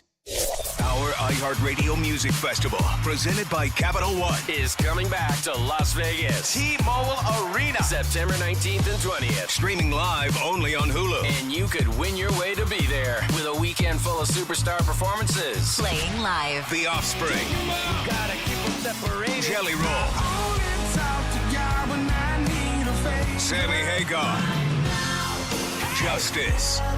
John Fogerty, Diplo, and more. 16 artists, 2 nights, 1 stage. Tickets are on sale now at AXS.com. And keep listening for the next chance to win your way there. Woo! Let me hang in Las Vegas. The iHeartRadio Music Festival. This iHeart Energy. Hi, I'm Jeff. And I'm Flash. Things, dance, or disaster? Claiborne Body Shop and Collision Center in Kent is the answer. Quality work, trusted team, no drama. Don't trust your ride to just anyone. Go Claiborne. Check out the reviews. Time for a new AC? Just call sales. Just call sales. My house has a new glow. I love my windows. Universal Windows Direct. Hey, it's Rover. Right now, buy 2 windows and get 2 free. No interest for 5 whole years. Restrictions apply. Call 216-243-6648 and you'll be saying, I love my windows. I love my windows. They've got that brand new home effect. Universal Windows Direct. Febreze. As a rideshare driver, I love keeping my car smelling fresh and clean. So when I'm driving, I only trust Febreze car vent clips, featuring 3 distinct intensity settings, because it's that little touch that sets me apart. I can turn the intensity down for subtle freshness, or I can turn it up for when I want lots of scent. So whether it's set to low, medium, or high, with Febreze car, I know my car's going to smell amazing. Which keeps my driver rating right where it belongs. Picking up This is the story of the one. As a safety manager at a manufacturing plant, he does everything he can to keep his coworkers safe. From finding ways to reduce risks to keeping safety supplies in stock. And for that, he relies on Grainger. Grainger offers a broad range of quality products and next-day delivery, so he can always play it safe. Call 1-800-GRAINGER, click Grainger.com, or just stop by. Grainger, for the ones who get it done. So, what are you thinking for dinner tonight? I don't know, maybe Italian. Let's head to Sortino's Italian Kitchen at Kalahari. Actually, I wouldn't mind some tacos. No problem. How about Cinco Niños at Kalahari? Okay, I got it. Burgers and milkshakes, final answer. Perfect. We'll go to Belux Grill and Bar at... Let me guess, Kalahari? Yeah, you really can't lose. Whether you're staying with us or just visiting, book your dining reservation at KalahariResorts.com and discover what it means to get Kalahari'd away. My friend texted me the other morning for a last-minute hot girl walk and coffee date, and she was absolutely shocked how fast I was ready to link up. And it's because I'm not having to shave anymore, and this is all thanks to Ideal Image. I'm telling you, their laser hair removal, it is 10s across the board. Now I don't have to stop everything to get rid of gross stubble, because my legs and underarms, they're smooth all the time. I love it. I'm just grabbing my stuff and out the door. And August laser hair removal specials are almost gone. Book your free consultation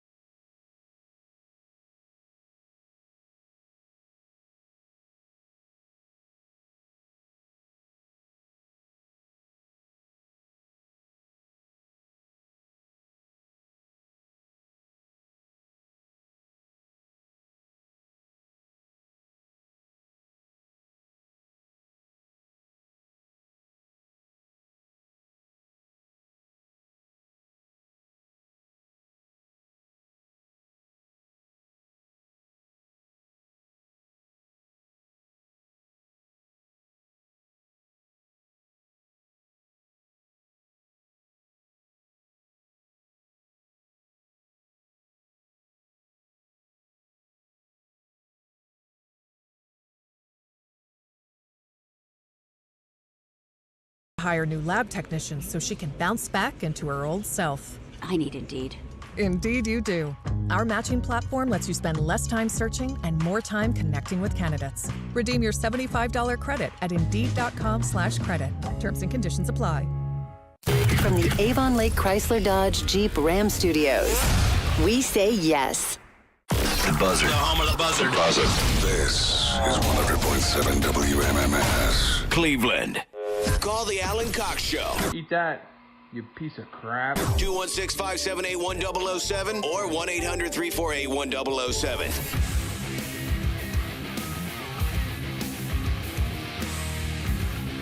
Hey, we're giving away trips to Vegas for the iHeartRadio Music Festival.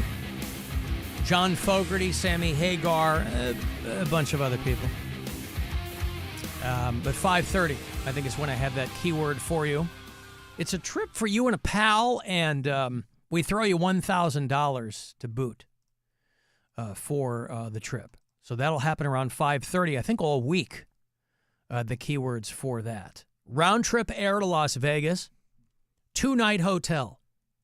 We get you to and from the airport and the hotel, and a pair of tickets for both nights of the iHeartRadio Music Festival back in Vegas. That is the 19th and 20th of September, Friday and Saturday. And then we throw you $1,000 to do with whatever you see fit. And in Vegas, between two people, that can go real fast. But it ain't your money. So 5:30 all week. I've been running back and forth to this goddamn mailroom in this building. Still nothing? Nothing. I get notifications. I have 3 packages in the mailroom that came while I was gone. Okay, I go in there. It's like something exploded. I go, hey, I don't know the system. Usually our packages here, because we're Suite 100, right? Ground floor, not that much mail comes in for us that goes in to the mailroom. I go in earlier today. Hey, I got a notification. Oh, I don't know. It'd be on there on the shelf. Okay, well, there's nothing there. I don't know the system. They were like, yeah, after when Prime Day happens, it gets so crazy, the system kind of goes out the window. I'm like, so I just got to go through everybody's mail to figure out, like, if. And then I get an email from somebody like, hey, they just dropped something off. I think it might be yours. I go in there. Nope. Come on. There was a package in our entryway here for an apartment on the 5th floor. So I take that down to the mailroom and put that in there so that person at least can get what they're looking for. I don't know what happens with respect to you Amazon drivers, because this is Amazon. This isn't USPS. It's a great advertisement, by the way, for the United States Postal Service. Because Amazon, some of you Amazon drivers, I don't know what the hell's going on. Used to be when you got something, they'd send you a picture. Not anymore. They're like, hey, it got dropped off. Did it? I mean, this isn't life-changing stuff, but it's frustrating. I just wonder if someone else is getting your packages, or anyone's for that matter. But I don't know why they would. You know what I mean? Well, you see something made out to the radio station, just grab it. Who knows? I don't know if you're saying that 3 things got dropped off here. I guess. And every time someone throws something on my step, I see them take a picture of it, so they must still be doing that. I think residentially they might do that. I got no pictures. I don't know, man. Like it feels very odd to me that you have 4 things delivered in the last 5 days and nothing is here. It happened with your Uncrustables. It sure did. Well, they were taken right out of the fridge by one of our colleagues. Well, no, I mean when they had them delivered, right? Didn't that happen? They came, nobody knew about them for like 3 days. Yeah, that's true. Yeah, the dry ice was all. Yeah. So I mentioned earlier that I would address the fact that we are looking for a phone screener for this program, right? Yep. Last phone screener we had just didn't work out. Not a good fit for the show. Didn't work out. Didn't last long. So, and again, there's no way you know that till you're in it. Correct. Right? That's the nature of this gig. You don't know that until you're in it. And so we were finally kind of given the green light to post something, yes? Yeah. And you sent out a post, I think, before we left with a link to it. Yep. And I tried to repost it, but that doesn't have the active link in the repost. And so people were blowing me up about that. It just takes people to my post. If they click on it, it goes to my story, and then you just click on, whatever, apply here. or WMMS whatever it was. Rob? Yeah. You know who really wants it? Is that Walter Williams guy. Oh. He calls us a lot, except he said he's blind. I mean, this isn't a job. With all of the advancements made, Americans with disabilities, right? It's not a job you can do if you can't see. There's no technical accommodations that are available for that. And he's got a very strange way. He leaves me a lot of voicemail messages. Hello there. I wish you motherfuckers would hire me. That's not quite the way to ask for a job, but that's what I feel like saying on subsequent job interviews I've had thus far. Anyway, I wish you motherfuckers would hire me. I would love to be the acerbic colored commentator to provide a public forum for dissertation of social topics. That's a lot of words. Can you imagine him screening calls? And from where are you calling? And what would you... Does he know I already have a public forum for the dissertation of topics? What is he talking about? Yeah. For dissertation of social topics. That's a lot of words for saying, hire me, motherfucker. This is Walter. I mean, that is a different tack. It is. You could take that tack. I don't know if that's going to work for you. Yeah, I could say it's original. Made you laugh, and it's my day for cussing and having a good time. Well, he has a specific day for cussing, Rob. Oh. Tuesday is his cuss day. Should give him that day off. And I'm sober doing this. Talk to you later. Mm-hmm. Alan Cox, Robert Anthony, love the show. Mm-hmm. Or, as one should say, hate the show. Mm-hmm. There's Walter Williams.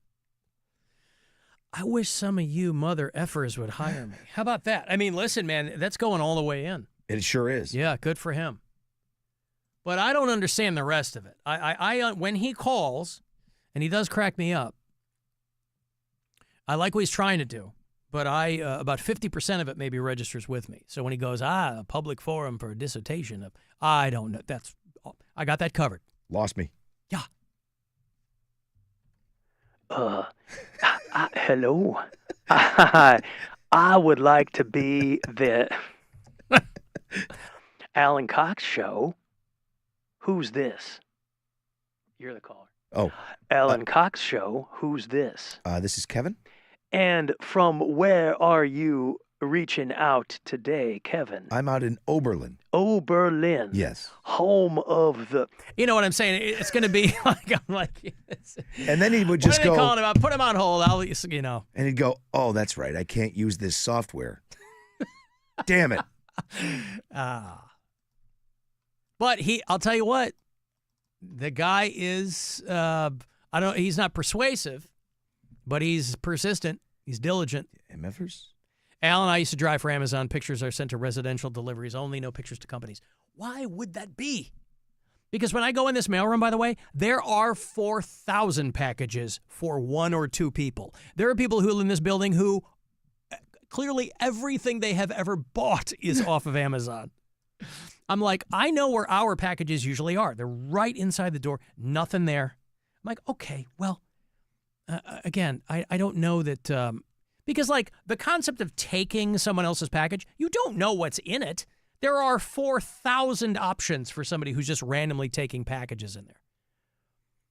Yeah, but not and all the people of them who say your name on them. Right, but what I'm saying is the people who would be in there are residents of the building. So I don't know.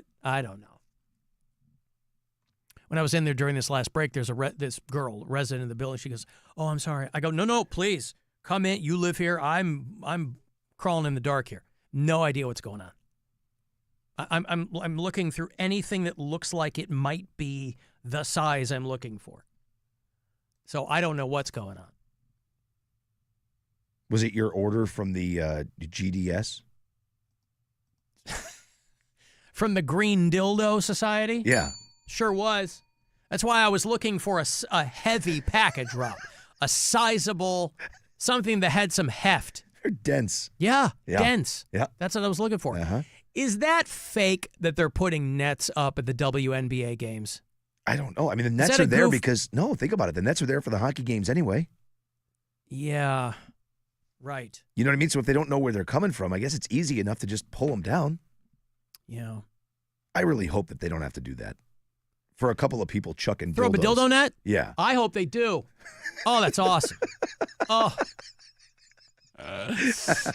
Yeah. A dildo net. Alan, why do you need a call screener? It doesn't seem like you get calls. I get calls all the time. Yeah, we That's just the can't point. answer 'em. I can't answer them. We're on the air. Hold on, there's someone right there. It's always ringing. The reason I don't have them on the air is I don't have anybody to pick them up. I'll do it. Hold on. Hang on. Let me put on these other headphones. I'll pick them. I can pick them up blind. I got 'em. But I don't want to do that. Alan Cox Show. Well, stop the show and go, hi, throw somebody on the air. And he Hey, goes, who's this? Can I get tickets? I'm like, bro. Okay, Chet, hold on. So, We'll get yes, to you in I'm just a always getting second here. calls. Remember You hear the Rob rules picking them up for right now? radio. I We can't go have first. that. I got to have somebody down the hall. That's the point. I'm not talking out of my ass here. All right. How Hello? did that go? Yeah, great. Oh, good. Hello, Chet. Hey, what's going on? You know, Chet he should be my go-to guy for all this Amazon Michigas. Yeah, I'm driver of the year for my company, bro. I know you are. Oh, good for you. Now, that year was 1999, but nevertheless, congratulations. How do you get to be driver of the... Boy, if you've never heard stories of daring do, Rob, you talk to Chet about the stuff that this guy has had to contend with on his routes/routes. Right? Yeah. How did you get to be driver of the year? So, they track you on your speeding. Yep. On your following distance. Everything. On your seatbelt. Yep. Stop sign, stoplight. I don't have any infractions for over a year. Yep. It goes by customer feedback. I get mostly good feedback from customers because I follow the directions. And some businesses, if they put in the directions that they need to sign, then we need to take a signature. If they don't have any specific instructions, then they tell you leave it at the door. Then you have to take a picture. I guess, man. I don't know. All I know is, if you're using that Amazon app, you get the notifications. Hey, got delivered. And we weren't back live till today. It said, hey, got delivered on the 11th, which is yesterday. Cool. I come in today, make a beeline for the mailroom, nothing. So I'm like, okay, well, and it's not like I can point a finger at anybody. Nobody knows what's going on. Yeah, and some of these guys aren't really the brightest drivers either. So I mean, well, whatever. I know people are trying to work. I mean, but I'm just saying, like, somebody, the delivery person on the app, picture or not, clicks delivered to address, right? I mean, if I get a picture of my house, I go, oh, it's going to show up on my Ring camera anyway. But just on the app, you get a notification. Delivered, click. And I go, okay, where? Right. On our device, it tells you, okay, please deliver to owner, please deliver to household member, mailroom attendant. It gives you the options for where you delivered it, and you're supposed to mark it where you delivered. Mm-hmm. So, Chet, is there a way that you can Some of these be? guys- Is there a way that you can be Alan's personal driver, so that way he can always ensure that his packages get here? You're on the east side, right, Chet? If I could, I would. All right. I am, but I'm right now. I'm delivering in Medina. Medina. That's, of course, Rob's My neck of the woods. Yeah. Yeah, your neck of the woods, yeah. All right. Well, if you have anything addressed to the Clit Rattler, make sure you take a photo, okay? Absolutely. All right. I'll Thank see you, you guys Chet. on the cruise. Thank you, pal. There's See you, bud. Chet. He'll be on Captain Fun's floating Fandango. And I don't know that he even won tickets. I bet he just bought them. I would because he didn't guarantee want to it. miss out. You go to WMMS.com, you drop $20, and then you're on the boat with us. I mean, I got a few more to give away, but you can't count on that. And I want to make sure people come and join us. I will be in Akron on Thursday morning, by the way, from 11 to noon at the Circle K there on Vernon Odom Boulevard. And it's funny, on the subject, people reminded me of this a couple of weeks back, this story broke, where there's a bill in the Ohio legislature that's trying to create a registry for people who are no-shows to job interviews, right? Which is an annoying thing, I guess, if you're an employer and you're looking for people don't show. But it's not a crime. Why would you want to keep a registry of people who don't show up to job interviews?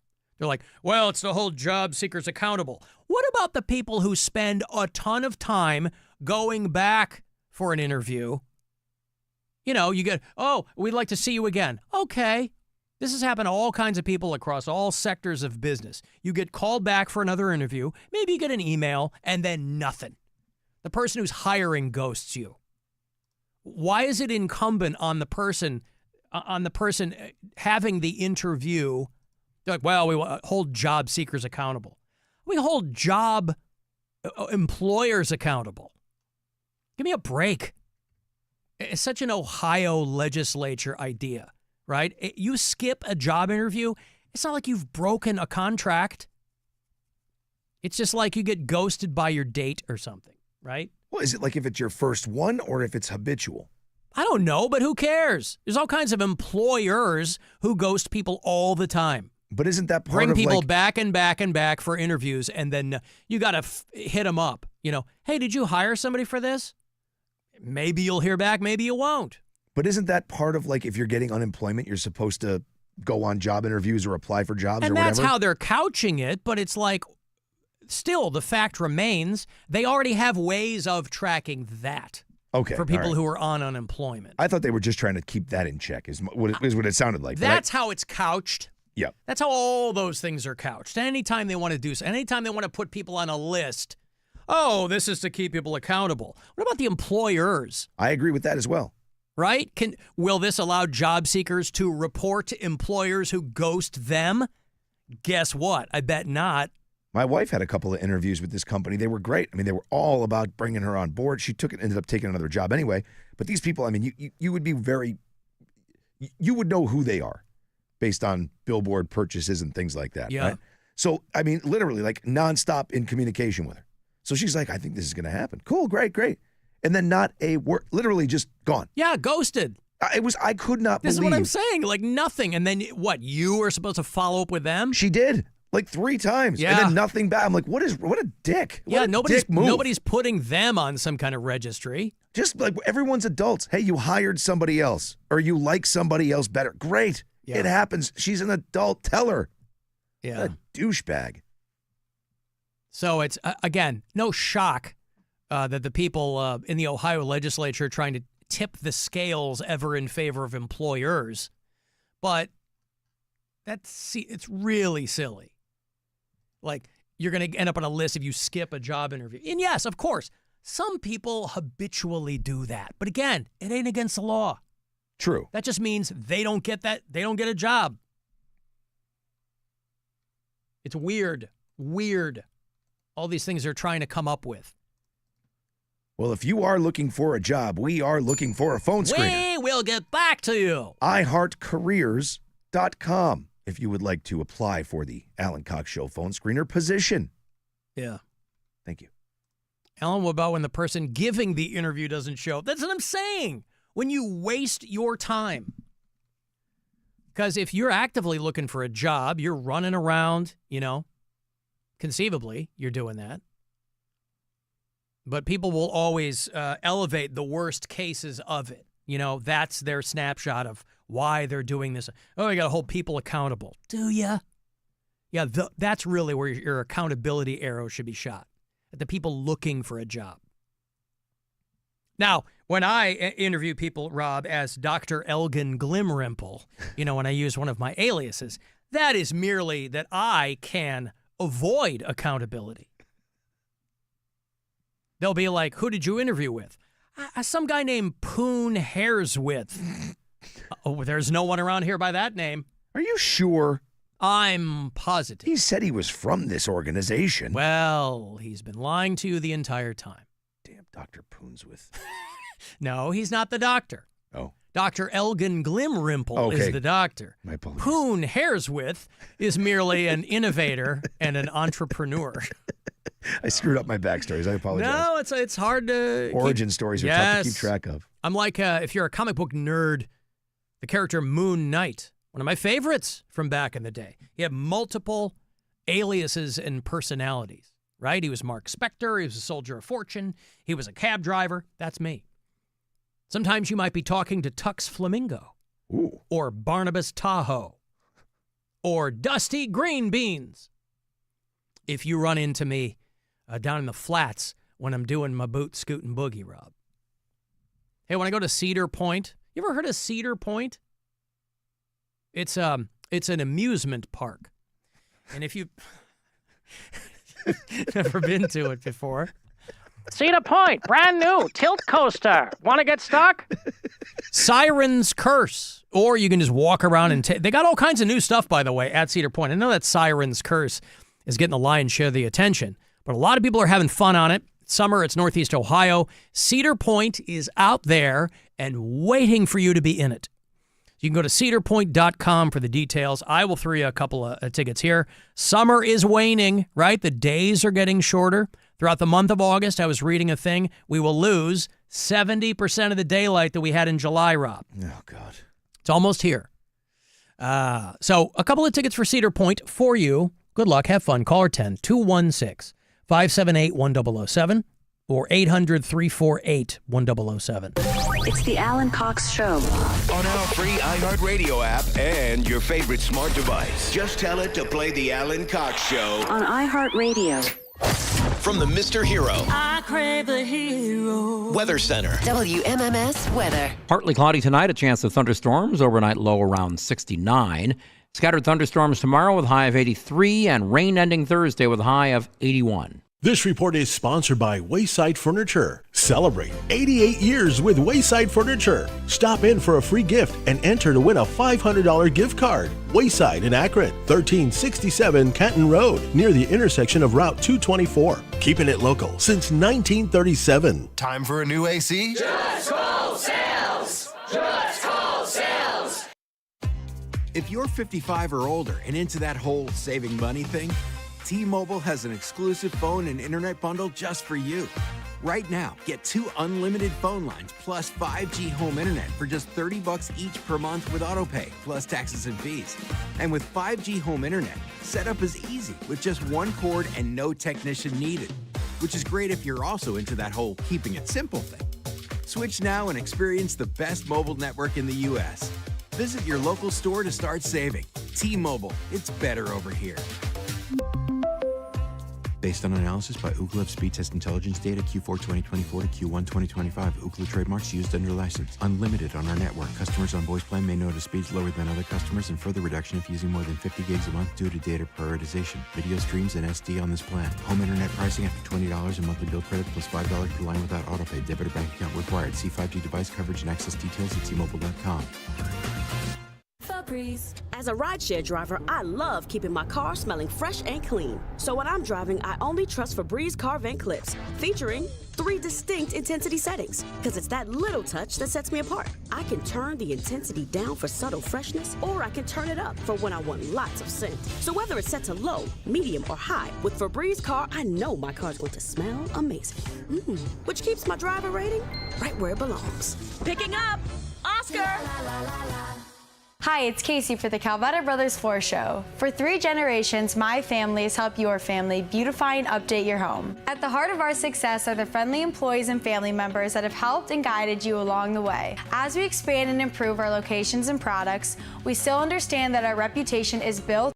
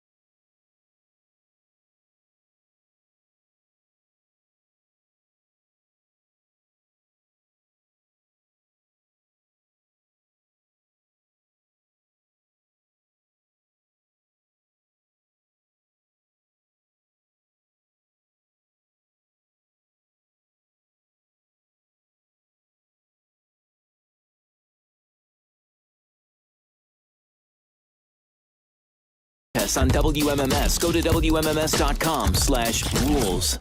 Traffic. From the Elk and Elk Traffic Center, if your Social Security benefits were denied, call Elk and Elk at 1-800-ELK Ohio. An accident blocks the 2 right lanes on the outbound East Shore Way before MLK. Fire on scene there. Traffic is backing from Dead Man's Curve. Inbound East Shore Way, a slow go between East 55 passing Prospect. Accident in University Circle being cleared. Chester Avenue near East 89th Street. An accident reported on West 150th Street south of 71. Jackie Roberts in the Total Traffic Center. This report is sponsored by Levin Furniture and Mattress. Up to $700 off Tempur-Pedic, $800 off Stearns & Foster, up to $1,200 off Beauty Rest Black. It's Levin's best Labor Day ever. Plus 0% interest till 2030 and free next day white glove delivery. Going on now at Levin Furniture and Mattress. The free iHeartRadio app has over 100 commercial-free stations waiting for you to explore right now, like 80s Rock Ride, featuring Van Halen, Billy Idol, Aerosmith, Def Leppard, and more for your summer road trips. Crank it up all summer. 80s Rock Ride, commercial-free 24/7. I stay for a white wedding. Just open the free iHeartRadio app and find your next summer preset now. Yeah, it seems a little unfair that you can watch our live stream, but we can't see you. But we'll fix that tonight. Outside your window. The Alan Cox Show. On 100.7 WMMS.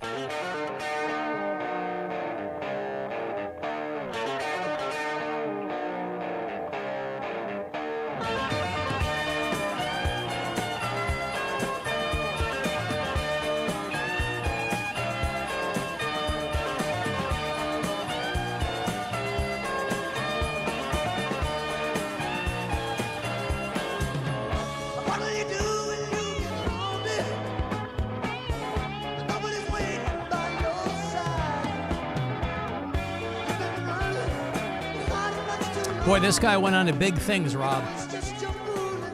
A young man named Eric Clapton. Not familiar. He's coming to Cleveland, playing the Rocket Arena, by the way, on September the 11th, right? That whole week is really big for shows. Deftones on the 10th, Clapton on the 11th. The 12th is that Garbage show. At the Agora? Yeah, the world-famous Agora. Eric Clapton founded this band, Derek and the Dominoes, with a guy named Bobby Whitlock, who just died in Austin, Texas. I was in Austin last week, and I got to tell you, never heard of Bobby Whitlock. I mean, Eric Clapton clearly took all the oxygen out of the room on this, but he and Eric Clapton started Derek and the Dominoes. You ever heard of Bobby Whitlock? No. I mean, he played on All Things Must Pass. I mean, this was a guy who had been around. He co-wrote Layla. There were so many guys that played in that band. Derek and the Dominoes? Yeah. So many guest spots on that album. Dwayne Allman. There's just everybody was around. But I mean, the initial band was 4 guys. It was Jim Gordon was the drummer. I remember Jim Gordon because Jim Gordon passed away not that long ago. There was Bobby Whitlock. There was Eric Clapton. And I don't remember who the 4th guy was. I don't remember who played bass for Derek and the Dominoes. Anyway, Bobby Whitlock died. They're in Austin, Texas, 77 years old. And he was, if you will, instrumental in putting together Derek and the Dominoes. He was the keyboard player, and he was the co-vocalist with Eric Clapton. His wife is still alive. Coco Carmel Whitlock. He came from abject poverty in the South. This is a guy who was born in Memphis. And he did stuff for Stax, right? The studio. This guy was around, and I'd never heard of the guy before. And I kind of bummed myself out because I consider, after 30 plus years in radio and us being immersed in rock and roll in all of its forms, I was like, I never heard of Bobby Whitlock. So that's really, it's not his fault, Rob. It's a testament to our collective ignorance. But when he was a teenager, he was making friends with all those Stax bands. So he's hanging out with Albert King and Sam and Dave and Booker T and the MGs and all these guys. And then hooks up with Eric Clapton. Of course, Eric Clapton's real name, Jim Richards. No, I just made that up. Is that true? Oh, okay. It's not Jim Richards? I don't believe so. All right.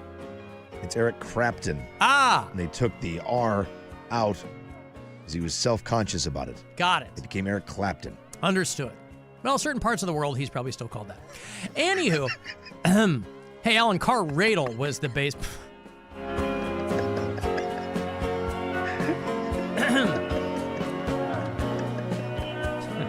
Carl Radel was the, they call him the Carl Rattler. Yeah. There in Derek and the Dominoes. Thank you. Okay, listen. When you're behind Eric Clapton, you're going to get overshadowed. Carl Radel, quoted as being Clapton's right-hand man who helped him during dark periods of his life battling drug addiction. Well, Clapton was the slow hand, and this guy was the right hand. Carl Radel came from a band called Gary Lewis and the Playboys. All right. And then that Delaney and Bonnie band, if you go back to the late 60s, that was a band that had all, like, Allman Brothers are going through it. And there's Bonnie Bramlett, whose daughter were going to be in Fleetwood Mac for a little bit. And Carl Radel died in 1980 from hard drugs and alcohol consumption. How about that?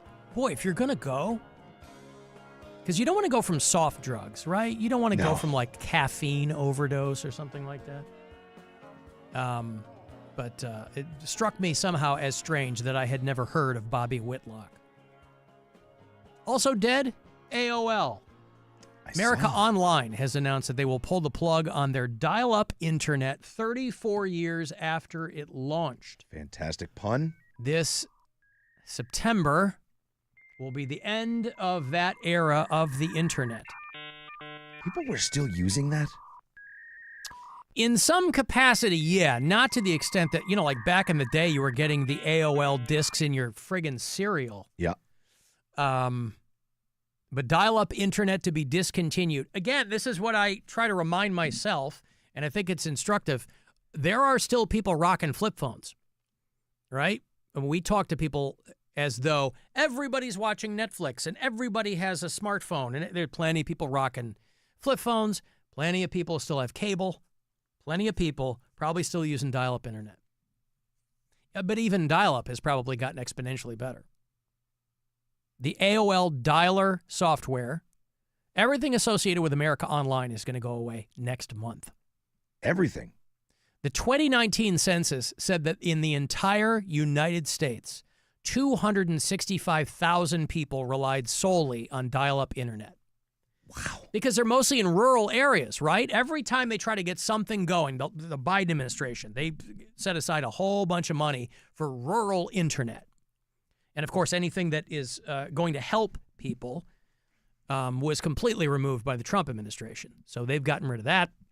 But isn't that what Elon Musk's thing is for? Starlink. It's supposed to be, but people are obviously cagey about that because they're like, why do we want to have our internet connection contingent on the whims of that guy?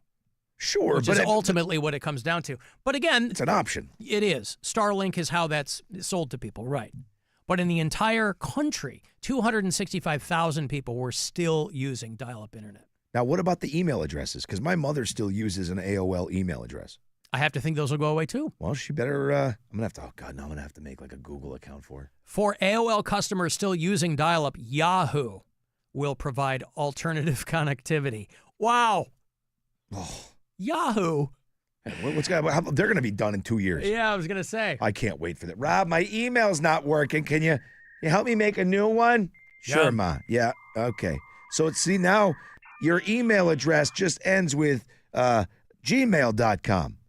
Well, I don't know. What do I do about the AOL one? It's not there anymore, Ma. So how do I sign into AOL? You don't, Ma. You got to use Gmail. What is Gmail? This is coming. You know this. Yeah. Oh, God. Your mom's aware of Gmail. Of course she is. Yeah. But she does still use an AOL account, so I do make fun of her like this all the time. Yeah, Her primary email is AOL.com. Yeah, but also, aren't there people that still have that but aren't using AOL for their internet service? They just have, I mean, just the email address. Email address, yeah. That's what she has. But I have to assume that's all going to go. I remember when the cutting edge of connectivity was the DSL line. Remember that? Radio stations. They were when they were first kind of getting on to connecting things to the internet, they were like, whoa, we're putting a DSL line in. Woof. We don't have to worry about dial-up anymore. And then it was a T1 line. Yeah, oh yeah. And now everything is a quantum leap beyond that. And so, listen, if you're nostalgic for 56 kilobytes per second, AOL is going away. Like watching boob pictures load Yes. for 5 minutes. Yup. Come on. And the comic book guy was trying to get that picture of Captain Janeway to download on The Simpsons. And, took me all night to download Batman and Robin in 1997. That was just the trailer. One guy said it took him 8 hours back in the day to download the Rob Zombie Never Gonna Stop video. Yes, there was a time where people were trying to download Rob Zombie videos. And then you hit play on it, and it's Rick Astley. Right? Like, Yes. how many times you got screwed with that one? Ah, damn it. LimeWire or whatever those things were. Yeah. Oh, it was brutal. AOL's dial-up service will be done September 30th of this year. I mentioned only 265,000 people in this country still have dial-up. 10 years ago, it was 1.5 million AOL users. Wow. They launched in 1991, so it'll be 34 years old when it's finally shut down. So maybe there are people right now who are scrambling. I remember there's a guy named Steve Case. He's the guy who founded America Online, 1985. Steve Case, Mark Cuban, those are the guys that I associate with like the early days of the internet. And obviously they've gone on to other things, but Steve Case was one of the first guys that I remember really paying attention to. My dad got like Popular Mechanics and the first iteration of Wired magazine and things like that. And Steve Case was the guy who co-founded America Online. Mark Cuban made his money, I think, with broadcast.com. Mark Cuban was the first guy to stream live audio of sports events on the internet. That's how he made his money. Wasn't our guy part of that AOL? Robert Pittman? Yeah. He might have been.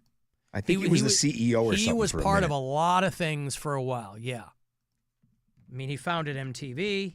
Yep. MTV, co-founder of iHeartMedia, and Casa Dragones Tequila. Oh, we talked about that, didn't we? We sure did. The CEO of this company has his own tequila brand. Yeah. Things are tough. He was the former chairman and CEO of AOL Networks. There we go. He used to be the CEO of Six Flags Theme Park. He was the CEO of Century 21 Real Estate and an early iteration of Time Warner Enterprises. So when AOL merged with Time Warner, which I think to this day is considered one of the biggest flops in corporate mergers, it was right before, I think, the dot-com bubble burst. And so it turned out to be a terrible, everybody involved wanted to get out in about 2 years. But yeah, he was with America Online in a couple of different iterations. And so I have to imagine that he's pouring one out. Right here in Cleveland, Ohio, by the way, there's a guy named Elwood Edwards. This guy died probably a year ago. And I think he was over at Channel 3. He was the guy who said, "You've got mail." Mm. And the story on the guy is he's like, "Yeah, I didn't really get paid anything for this. I thought I was just cutting some lines. I didn't know." You imagine. That's what I'm saying. Every household in the world hears your voice 35 times a day. I mean, at one point, half of all internet users in the United States were using America Online.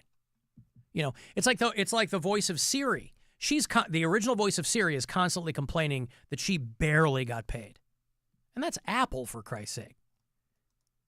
But, you know, even if you're coming in at the ground floor, even if you don't think it's going to be anything, man, you get something in writing. You know, hindsight's 20/20. But Elwood Edwards was the You've Got Mail guy. And I think he was a guy over at Channel 3. I think that was the local connection to this guy. Welcome.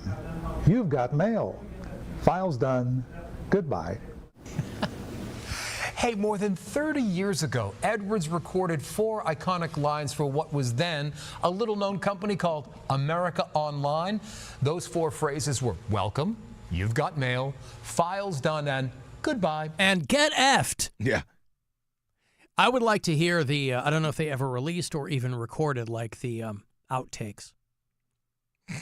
Let's just do a couple for safety, okay? You've got mail. Let's do that again. Get effed. I'm not liking the way you read mail there. Can you do that one again for me? You've Nope. got mail. No. That's very Captain Kirk of you. Can you try that again? You've got mail. That's no. Let's not go with that one. Let's say yes. Put the emphasis on the yes. mail. You've got mail. You've got mail. Nope. You've got mail. Getting there. You've got mail. Close. You. Goodbye. Those words would eventually be heard by hundreds of millions of people and become a key part of the AOL experience, propelling Edwards' voice to worldwide fame. Decades later, any former AOL user can probably still recognize that voice. And fun fact, Mr. Stone has for us right now about Mr. Edwards. I worked with him for a couple of years. Unbelievable. Yeah, at the NBC station in Cleveland. Yeah. He was a graphics operator, audio operator, a production person. Sure. Sweetest guy in the world, very low key. And his wife worked for the company. He recorded that on a tape recorder. They used that. They paid him $200 for that. Come on. And then years later, they wanted him to do it digitally in a high-tech studio. They did it, and people hated it. So they went back to using the old tape recorder version. You knew Mr. Edwards. He was awesome. Yeah. Oh, he was constantly complaining about he got screwed by Steve Case. Wait a minute. You knew Mr. Edwards? I did. We had lunch once. That's a clip from the television station, rather, there in Richmond, Virginia, and their weatherman used to be at Channel 3. And he worked with them and knew him. But yeah, that's the local connection to America Online. Alan, this is Clem Fandango. Can you hear me? Yes, I can hear you, Clem Fandango. Yes, you've got mail. Alan, this is Clem Fandango. Yes, Clem Fandango. Alan, this is Clem Fandango. Yes. Can you hear me? I can hear you, Clem Fandango. You've got mail. Nope. File done. File done. Let's try welcome, because you're not grasping what it is I'm looking for here. Can you say welcome? Welcome. Nope. No. Try it one more time. Count me down, please. 3, 2, 1. Welcome. I see you stepped on the 1. 3, 2. Well. Now you were on the 2 that time. You want to get right after the 1. You know what? I'll stop. I won't even say the 1. Ready? 3, 2. Oh, for Christ's sake. Sir. Jamming on the 1. Welcome. You've got mail. No. Damn it. Welcome. You've got mail. Welcome. You've got mail. They're like, we're overpaying with $200. This guy can't read copy to save his ass. Well, he's a graphics. He's working the CGI back there. He didn't know anything. It's 4 lines, Bill. Mm-hmm. I say sabotage. Oh, okay. Can we get sabotage? I say sabotage. You've got mail. You've got mail. You've got mail. Mail. You've got mail. Got mail. Alan, I'm 54. I still have an AOL email address. You say that like that's old. I take that personally. I sold internet for years. Last year, I had customers whose top internet speed was 172K. Oh, my yeah, God. That's what, listen, some people, they don't need all the bells and whistles. Well, it's not even a bell and whistle at that rate. I know. It's so slow. You're like, I don't. It's a bell. Yeah. So, yeah, that's why, the phones run through the cable lines in a lot of those rural areas.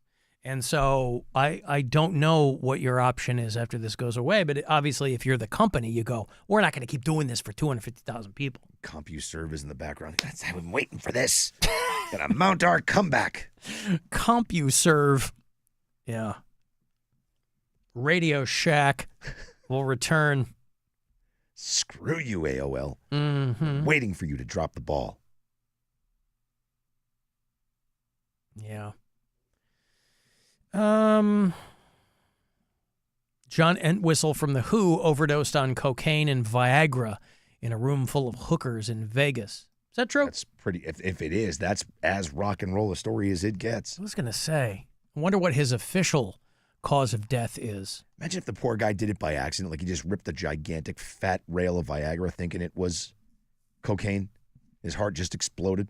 John Entwistle died in room 658 at the Hard Rock Hotel and Casino in Paradise, Nevada, June 27, 2002, one day before the scheduled first show of The Who's United States tour. Imagine that. It's like Ian Curtis, right? Joy Division is finally going to make it happen in the United States. He hangs himself the night before the tour. The Who is going to go out in 2002. They're ready to go. Entwistle's like, let's party. And he'd gone to bed that night with a local stripper and groupie who awoke the next morning to find him cold and unresponsive. Oh. Well, maybe he just wanted her to get out. Wow. Alan Cox Show on your socials. How did you find him? I found him to be cold and unresponsive, quite frankly. I thought that he was going to be much more talkative. So if a speedball is a mixture of cocaine and heroin, what is a mixture of cocaine and Viagra? Yeah. A hardball. Hey-oh. The medical examiner said his death was due to a heart attack induced by an undetermined amount of cocaine. The medical examiner couldn't even determine the amount of cocaine. He already had severe heart disease and smoked 20 cigarettes a day.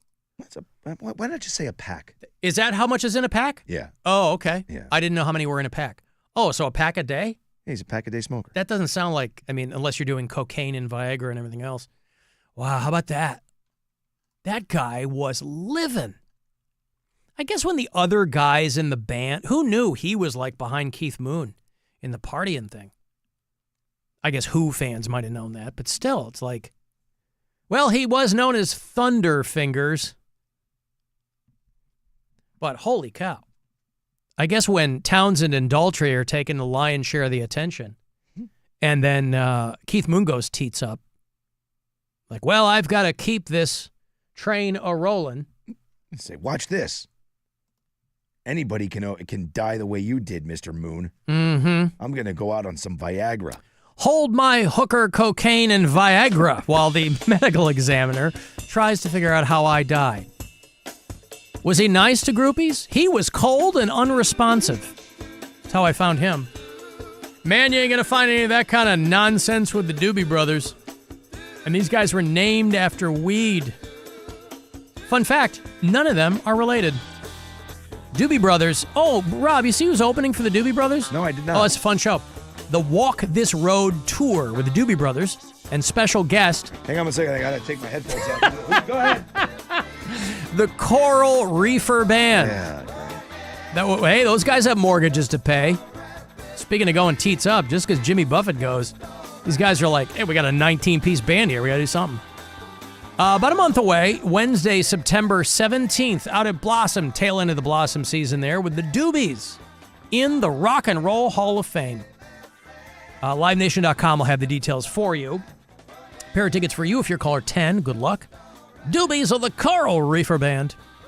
216-578-1007 or 800-348-1007. The Alan Cox Show on 100.7 WMMS. We got stuff. You want stuff. Win stuff. This week at WMMS.com. The Cleveland National Air Show, presented by Discount Drug Mart, returns Labor Day weekend, August 30th through September 1st at Burke Lakefront Airport. Get to WMMS.com and register to win the ultimate Cleveland National Air Show block party, including 10 reserved seats along the flight line in a sponsor box, with access to a private concession area and 3 parking passes. Get more info and register to win at WMMS.com. When your roof is a must, The name you can trust is AbsoluteRoofing.com. Hey, it's Alan. It's back. Hurry into your local McDonald's restaurant for a $5 sausage McMuffin with egg meal for breakfast. It includes a sausage McMuffin with egg sandwich, hash browns, and a small coffee. The deal is back once again this year. It's only available during breakfast hours for a limited time. You get a delicious breakfast to start your day. Order ahead in the McDonald's app. They can prep your meal while you're on the way. You choose curbside, front counter, or dine-in. Saves you time during a busy morning, and you get incredible savings every day. So hurry into McDonald's. Prices and participation may vary. Make it a Sunday to remember at Progressive Field. The Guardians take on the Braves on Sunday, August 17th. Treat your kids to an unforgettable experience with Kids Fun Day mascot performances, face painters, and activities for everyone. And kids can run the bases after the game thanks to Cleveland Clinic Children. Tickets at CLEGuardians.com. Doug. Limu and I always tell you to customize your car insurance and save hundreds with Liberty Mutual. But now, we want you to feel it. Cue the emu music, Limu. Save yourself money today. Increase your wealth. Customize and save, we say.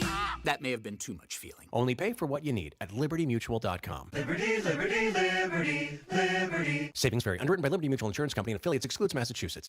This is the story of the one. As a safety manager at a manufacturing plant, he does everything he can to keep his coworkers safe. From finding ways to reduce risks to keeping safety supplies in stock. And for that, he relies on Grainger. Grainger offers a broad range of quality products and next-day delivery, so he can always play it safe. Call 1-800-GRAINGER, click Grainger.com, or just stop by. Grainger, for the ones who get it done. If Twisted Tea was your best friend, they'd start a dance party in the supermarket that turns into a pool party at your place, and you don't even own a pool. Twisted Tea is smooth, refreshing, and always fun. Twisted Tea Hard Iced Tea. Keep it twisted. Twisted Tea Brewing Company, Cincinnati, Ohio. Please drink responsibly. Deftones. North American Tour 2025. Live in Cleveland. Rocket Arena, September 10th. With special guests, Idols, and the Barbarians of California. Get tickets now at rocketarena.com. For more, visit deftones.com. I don't mean to interrupt your meal, but I saw you from across the cafe, and you're the Geico Gecko, right? In the flesh. Oh, my goodness. This is huge to finally meet you. I love Geico's fast and friendly claim service. Well, that's how Geico gets 97% customer satisfaction. Anyway, that's all.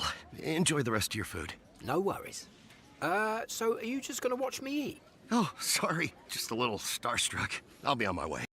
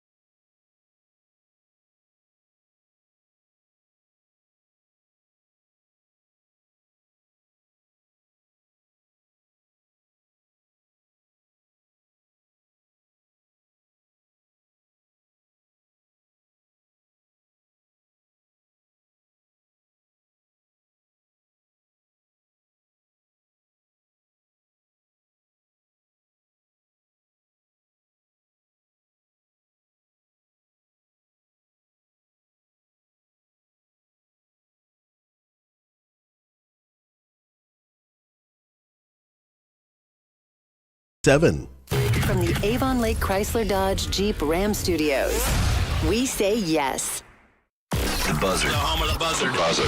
This is 100.7 WMMS. Cleveland. Call the Alan Cox Show. Pay attention to notice the reverse of everything that is normal becoming abnormal. 216-578-1007 or 1-800-348-1007.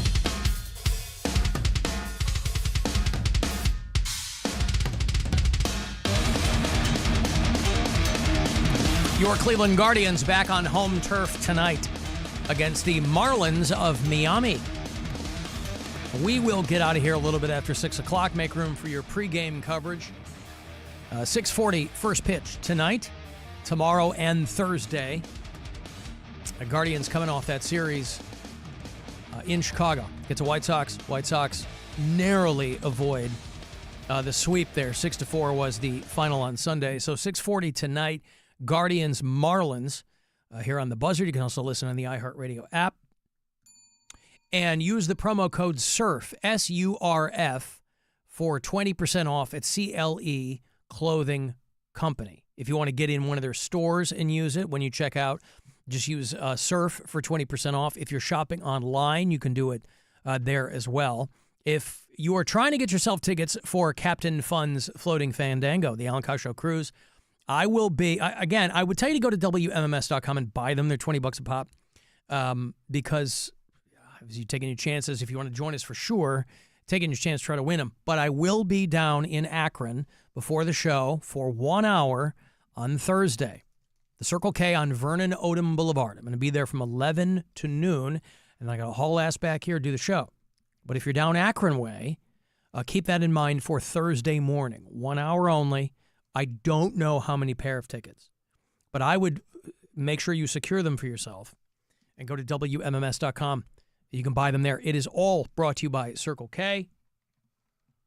And this dude leaves me a message again. Speaking of the... Yo, Alan, future black stepdad here again. Glad you have fun on your vacation. And just want to let you know, I will be seeing you on Captain Fun's Floating Fandango. Even though I think you should change the name to Admiral Hilarity's Buoyant Lambada, but it is what it is. So I will see you next Saturday, right? Yeah, it is what it is. How dare you? What? Admiral Hilarity's Buoyant Lambada. Rob. Wasn't terrible. It's awful. Please. Leave it to the professionals, all right?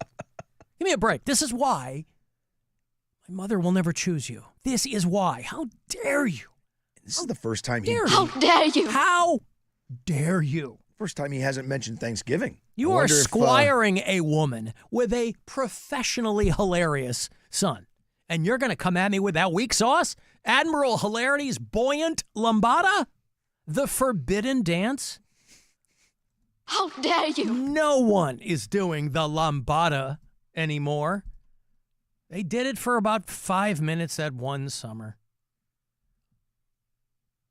This is why you will never be. You know, my mom gets the 1-2 punch, by the way, in August. I sent my mom flowers because the 9th would have been her and my dad's anniversary. And then the 11th, yesterday, is the anniversary of my grandma, her mom dying. 9 years this year. And so I'm always checking in on my mom around this time of the year because it's a very difficult time. This guy's so lucky that I didn't get that message before today.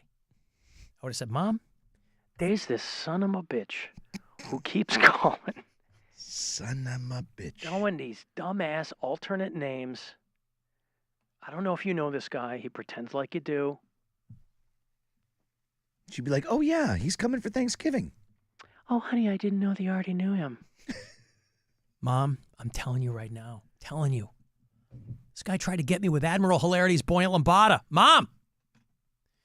So, okay, well, good. He'll be on the boat there. And if you want to make sure that you are there. You know where I was down when I was in Austin? I did the thing where you go see the bats in a kayak. They have this bat bridge. It is, I think it's the Congress Bridge, but it is the largest bat colony in North America. And about 2 million bats come out every night at dusk under this particular bridge. And so there's a lot of people who stand along the bridge, but I wanted to get down, and so I'm in the kayak there, watching from underneath. And there were people far closer. There were people in my group who were directly underneath. A lot of guano coming down there, Rob. I'm no dummy. It's Ace Ventura. Remind you of that? Yeah.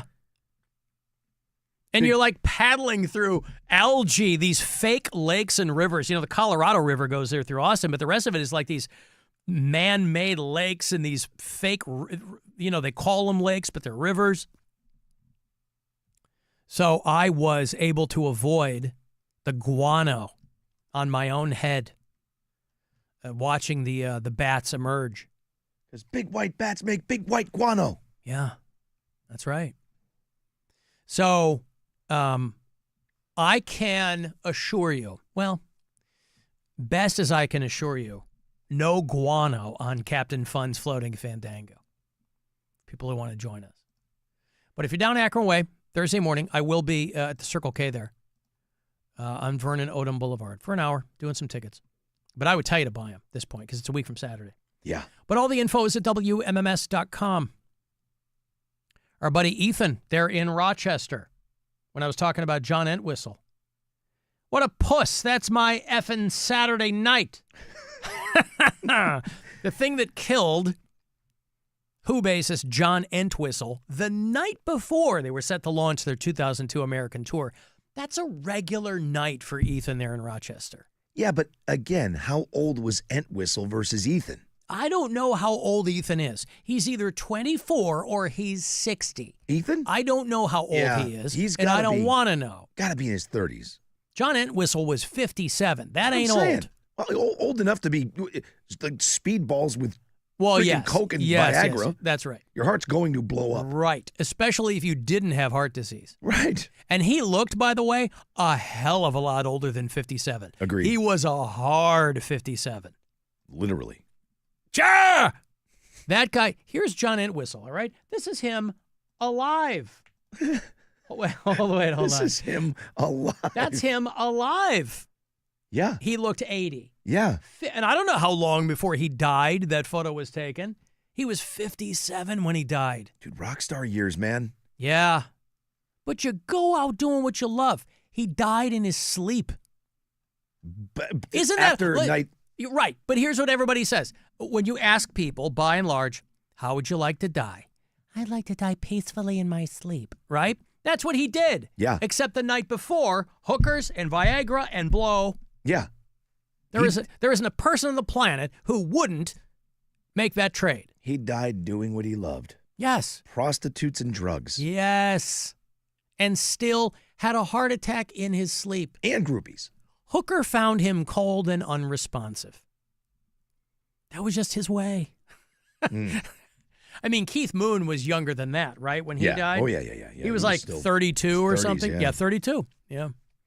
September 7th, 1978, Keith Moon. Who? I'm going to say it. Overrated. I don't necessarily disagree with that. Sorry. He's great. I'm going to say it. John Entwistle, I don't know anything about his bass playing abilities, but so a regular. Ethan is on record as calling Who bassist John Entwistle a puss. He said, literally, my favorite things in the world are powder, Viagra, and a couple of big brown booties, Rob. Mm-hmm. That sounds pretty on brand. I assume he doesn't mean the footwear. I know, I don't think so.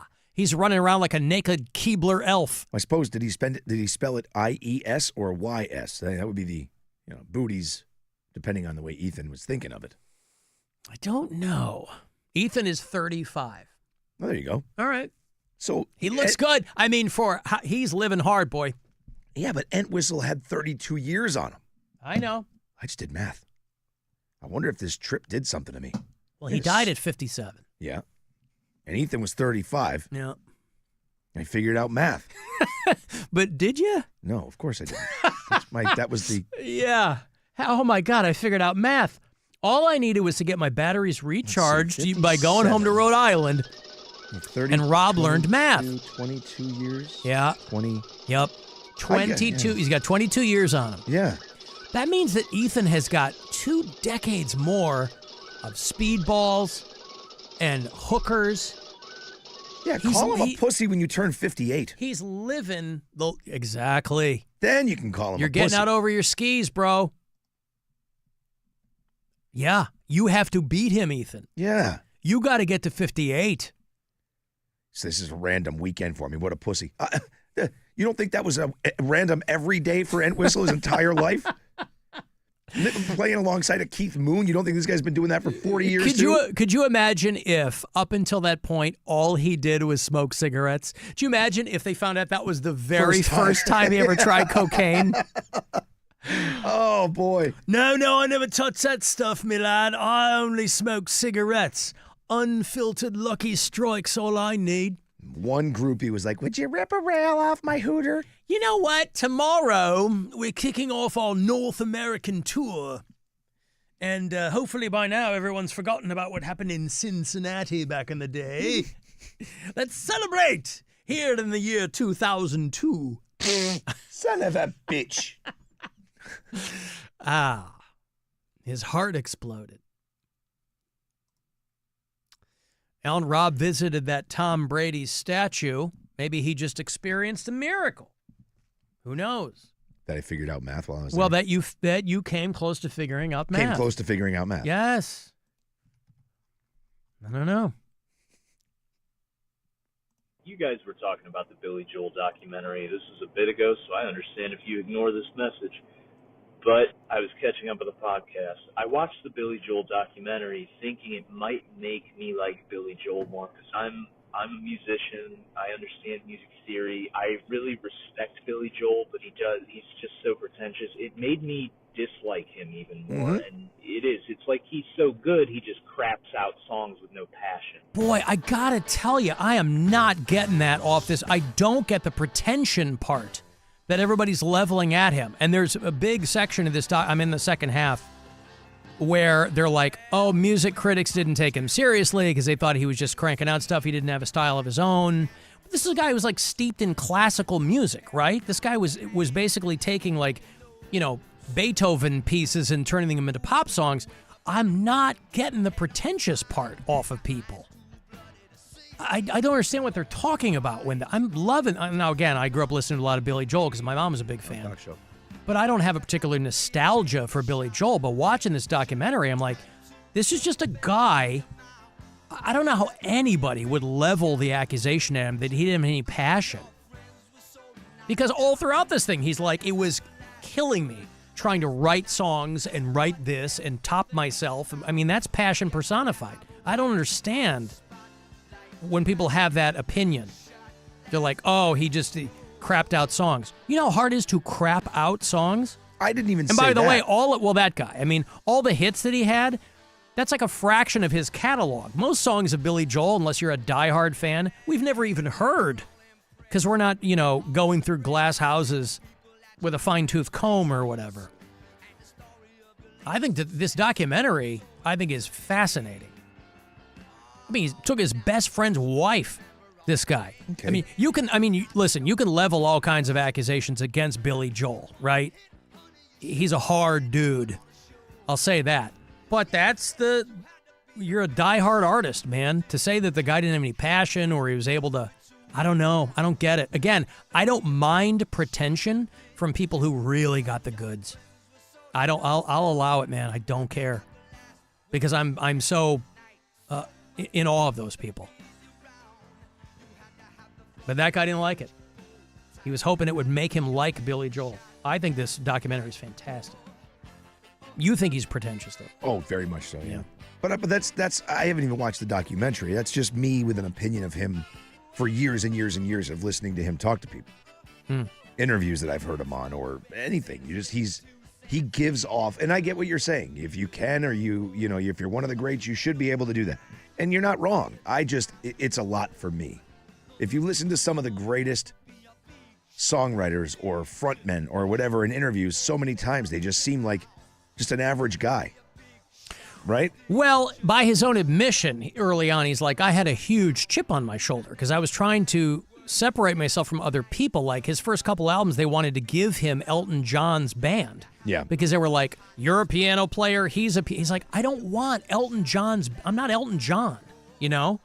He had very specific ways of doing things, and you listen to Ozzy's a perfect example. You listen to an interview with Ozzy, and he sounds like an everyman, right? He's just a goofball. He's fun. I could listen to Ozzy do anything. Right, but with respect, Ozzy's not a musician. He wasn't laboring over songs. Most people, Ozzy was having a lot of songs written for him, and he was singing them, and he wasn't responsible for playing guitar, playing the drums. He was singing the songs. And so it's a lot easier to do that than when you're the guy fronting the band and you're like, oh, I've got to top the last thing I did. Or when the label back in the day would come to you and go, yeah, there's 12 songs in a new album, but we don't hear a hit song or whatever, and you got to keep topping yourself. I liked it a lot. I'm not even done with it.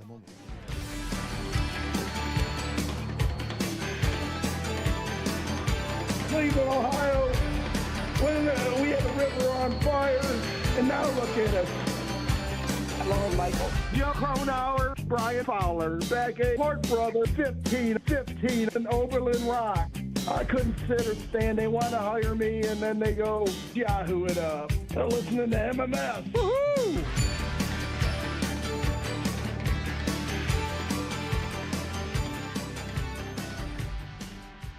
Scott just wanted to Yahoo it up. One of our bureau chiefs out in New York sent me the clip of, you ever heard of Ed Romaine? I assume that he's not heir to the lettuce fortune. Appreciate it, man. Thank you. Ed Romaine is an executive with Suffolk County. And you know, the 250th anniversary of America is coming up. And Ed Romaine is very excited. And he was telling a crowd of people what the 250-year celebration is going to be like. It's going to be a gangbang like you have never seen. We're going to send off the rockets. We're going to enjoy our independence. Thank you. Everybody's like, what? Excuse me? Pardon? This guy looks like he's like in his late 60s, so he probably genuinely used that with no wink at all. But why that? He tried, and you could. I think he has like that Tom Menino type of accent too, or some kind of. It's gonna be a gangbang like we've never seen. Yeah. Where's my Menino? There it is. Martin Luther King Jr. Martin Luther. It was him at the RMC years ago. Martin Luther King Jr. Martin Luther King Jr. Yeah. And if you listen to that other guy, he definitely said something funny in there. It's going to be a gangbang like you have never seen. We're going to send off the rockets. We're going to enjoy our independence. Wait, so we're going to set off the rockets? Mayor Fudd. Yeah. It's duck season. It's wabbit season. It's gangbang season for the 250th anniversary. Season. Sure is. Yeah, about them Black Keys. I don't know if you noticed, but they're from Akron, Ohio. I saw a shirt that told me that. Black Keys are on the No Rain, No Flowers tour with Gary Clark Jr., speaking of Austin, Texas, who is phenomenal. And it is Friday, August 22nd, out at Blossom. Now, I got tickets all week, but we're going to pick one of our ticket winners, and you're going to get the Black Keys backstage experience. That's exclusive merch. That's the autographed poster. There's a lot more in on that. So one of my ticket winners from this week will be plucked at random to get the Black Keys backstage experience. But you got to win the tickets first. LiveNation.com if you want to buy them. But 2 tickets here for you. Be caller 10. Black Keys, Gary Clark Jr., in a couple of weeks. I guess a week from this Friday out at Blossom. Caller 10, 216-578-1007. Or 800-348-1007. This is the Alan Cox Show. Everywhere on our free iHeartRadio app or whatever smart device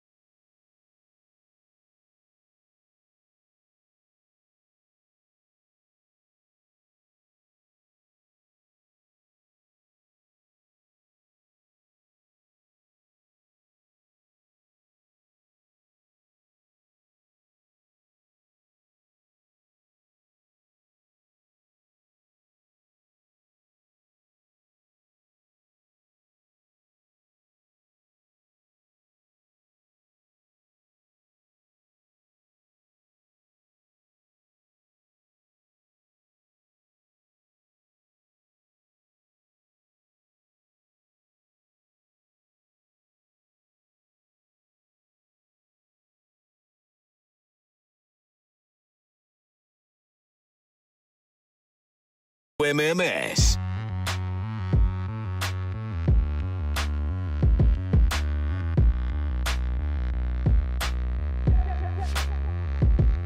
Guardians playing tonight, starting up against the Marlins.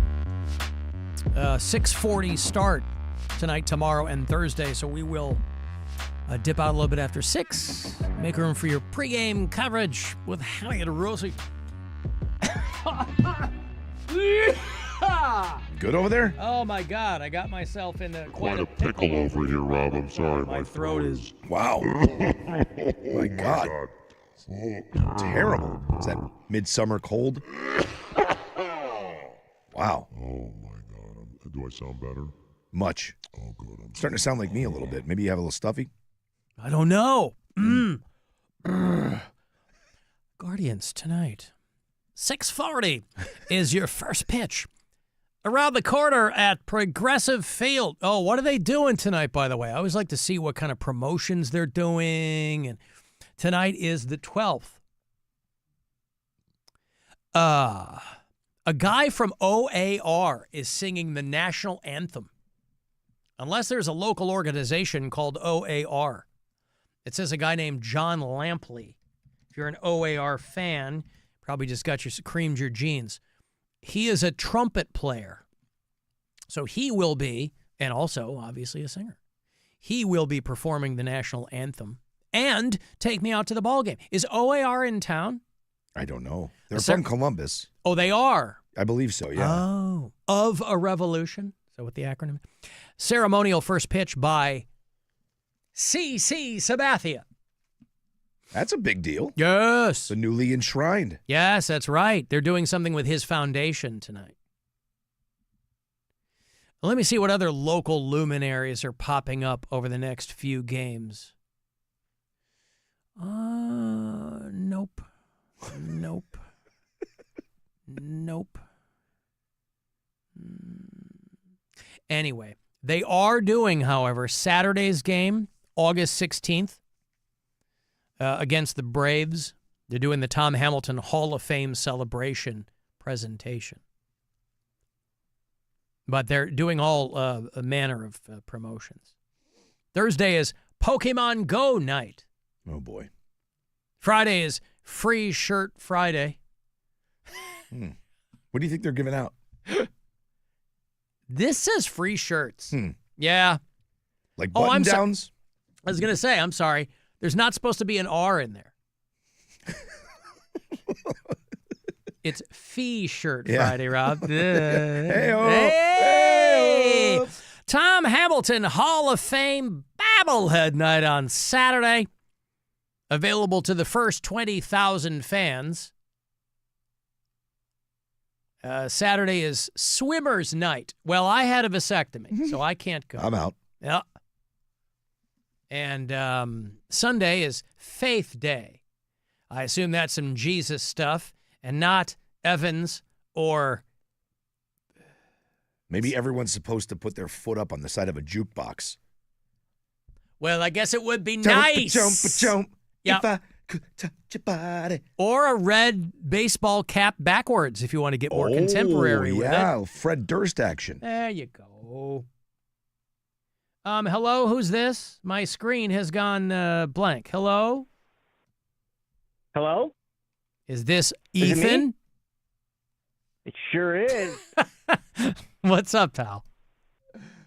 Hey, man, I was just calling to say that 54 in Rockstar years got nothing on Ethan in 35. I mean, Well, this is what I was going to say. 57 is when John Entwistle died, performing many of the same shenanigans that our boy Ethan at 35 performs there in the classy metropolis of Rochester, New York. So are you calling to defend your, and you don't need to defend yourself to me. I consider myself a libertine of the highest order, Ethan. But are you calling to publicly defend yourself? I wouldn't say necessarily that, but couple of them are pretty wild stories, and one of them's kind of sad, actually. They're not all crazy fun times, I suppose. So I had alcohol poisoning when I was a teenager. I think it was a 0.38 from Jesus. Mr. Ballstone's 100 Proof. Wait, is this one of the sad ones or one of the fun ones? That's well, that was one of the one. It was fun until it wasn't. Yeah, well, everything is. Yep. The other one is I cut my right arm off when I was 33. Had to have it fully reattached. Wait. You cut your arm off? Wait. You have had your arm reattached? Correct. The word they used was internal decapitation. The only thing holding it together was the skin on the elbow. I'm playing them on Saturday night, Rob, on 2 hours to midnight. Internal decapitation. I'll be listening to it for so sure. I thought the term, and obviously I'm no physician, but I thought the term decapitation referred specifically to the cranium. You could be very correct. I'm like I said, this was a couple of years ago. Sure. So I just very distinctly remember that coming out and being like, oh my goodness. Was this an industrial accident, Ethan?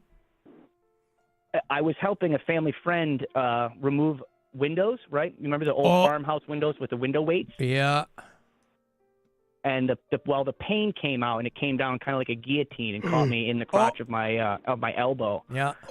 It went all the way to the bone, went through both tendons, went through the artery. Yep. And the only thing that was holding it together was the skin on the opposite side of the elbow. I lost, what is it? Is it pints? Pints is how much blood there is in the body? Yeah, sure, liters if you're getting really in bad shape.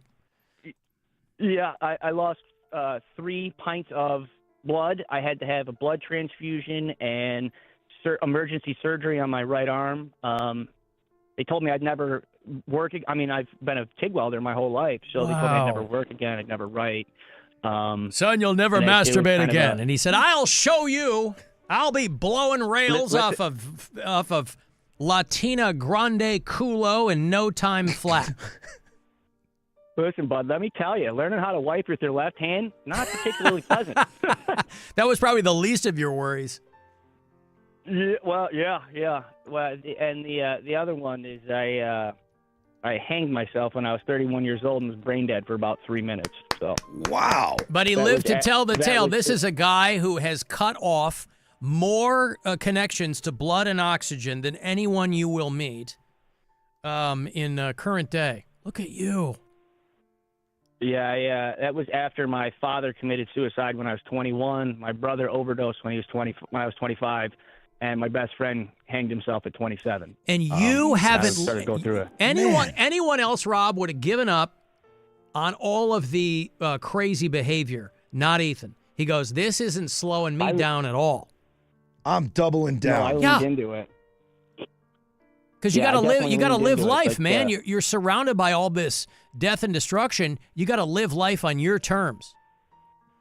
That's precisely it. And it sounds silly to say, but I heard somewhere a long time ago, and I know it's absolutely not correct, and this is not factual, but the brain only has a certain amount of room for memories, and if your brain's all filled with crappy ones, well, why can't you refill them with fun ones? So mine are all snorting tutors and popping Viagra 2 or 3 times, so I can try and fill them up, Ethan's out there going tutor to cooter, boy. He does not care. Tutors. Good for you. Wow. I knew some of that, but I didn't know the arm thing, bro. So you're like kind of Frankensteined together and telling the tale. Oh, yeah. My left hand was crushed pretty bad, too, on the Gravitron, as a matter of fact. That had to get surgery, and bones were through the skin. And then I had some bouts with MRSA a handful of times, too. So yeah, my body's pretty beaten up. So. Look at this. Well, that's guy. right. You were a carny, right? I was, yeah. From 19 to 24, yeah. And let me tell you. I'm sorry, Rob. It's amusement event attendant. All right, my not apologies. carny. That's sorry. dismissive and rude. Actually, I prefer carny. I think amusement sounds pretty dorky. But yeah, let me tell you though, this was at the time frame before everything had kind of went down with Russia. We were kind of cool with them, and we would get college students that would come from Russia to America, and all they wanted to do was drink and eat ecstasy by the handful, and I was their man. So we would go to Chicago and pick it up. We pick it up for pennies on the dollar and just go bananas. For pennies on the ruble. Rob, he's out there. My boy, you must talk to my boy Ethan. He have one arm and half a foot, but his ecstasy pills are second to none. You will not believe the amount of rails. What did we call them? Shooters. This young man goes Snooters. Tooter to snooter to cooter and never looks back. Wow. I love it. Okay. I love it, man. Thank you, Ethan. Well, yeah. Yep, take care, bud. You take care. Jesus. Truly one of the best right there, boy. Tell me to take care. You take care. Man, he's great. Anybody else would have given up a long time ago. I do like that philosophy of you got brains full of bad memories, replace them with good ones. I like that. Yes. I'm going to pick up cocaine. We only God damn it, I'm taking up drugs. Hookers. We only have one trip around this crazy blue marble, Rob. And you got to make it count. Speaking of which, Las Vegas, the site of the 2025 iHeartRadio Music Festival. This is the 19th and 20th of next month, back at the T-Mobile Arena. And oh my God, what a star-studded lineup. How do you feel about Bryan Adams? How do you feel about Jelly Roll? Or John Fogerty? Or Lil Wayne? Or Lil Cool J? Or Maroon 5? Sammy Hagar? The Offspring? And many, many, many more. It's going to be live on Hulu. Maybe they'll catch you in the crowd. I got trips for you all week. You and a pal fly out, put you up, the whole thing, and throw you $1,000 for this year's iHeartRadio Music Festival. So listen closely, and I hope you win. Good luck. Now, your chance at $1,000 and a trip to our iHeartRadio Music Festival. Text the nationwide keyword music to 200-200. You'll get a confirmation text and info. Standard message and data rates apply in this nationwide contest. That's music to 200-200.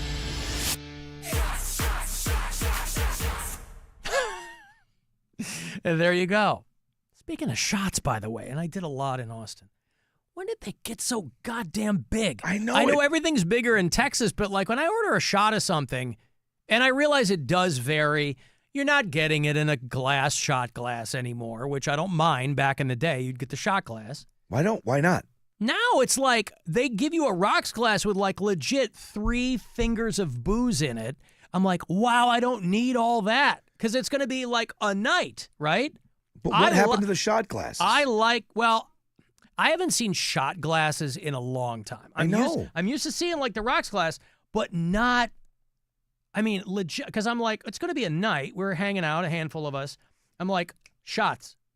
But if you're going to go 3 fingers deep on these shots, I'm like, guys, I didn't order a Glenlivet neat. The shots got really big. Yeah. I yearn for the days of the thick glass shot glass. Same. The white line across the top. Yeah. And if someone was buying you a drink, upside down it would go in front of you. That's what I have in my house. I have glass shot glasses. I miss those. I want those back. I'm sure there are places that have them. If you're going to get a Boilermaker or something, I know that's kind of old-timey, or whatever you want, right? A shot that goes into a bigger drink. You're using traditional shot glasses. So I don't know if maybe places are like, well, we're going to charge them more, so let's at least give them a little bit more. I don't know. But holy cow. I'm like, I can go pretty hard on any given night, but if it's going to be that, it ain't going to be that hard. Let me see here. Duke has been calling us a lot. Duke has thoughts. Hey, Alan. It's Duke from Bay Village. I bought a shirt and some neckwear from eBay, and it used to belong to a guy from the Mamas and the Papas. Yeah, all the sleeves are brown and the tie is gray. I got to go for a walk. He does have to go for a walk. Oh, Rob, that Duke, I'll tell you what, he's out there in Bay Village. He and I are breathing the same air. All the sleeves were brown and the tie was gray. Oh, my God. How many sleeves are there? He said all the sleeves were brown. I mean, most suits, Rob, you top out at 2. Yeah. I mean, Ethan was potentially down an arm. Maybe Duke is up one. Maybe this guy's rocking an extra appendage I'm not aware of. North of the border, I should say. And what a contemporary reference, by the way. I mean, just. Mwah. iHeartRadio. Here's music you should know, Rob. California Dreaming. Dirty Honey, everybody. That's what you get for trying to play something. I know. I didn't know if it was a Mamas and the Papas There's cover. another iHeartRadio music you should know. Or, by the way, don't tell me what I should know. You're my employer. Don't tell me what I should know. Right? Yeah. I mean, I guess they could tell me what I should know. But music you should know. What? You don't know what I should know. It's so new, we're going to introduce it to you. Mm. What if I already knew it?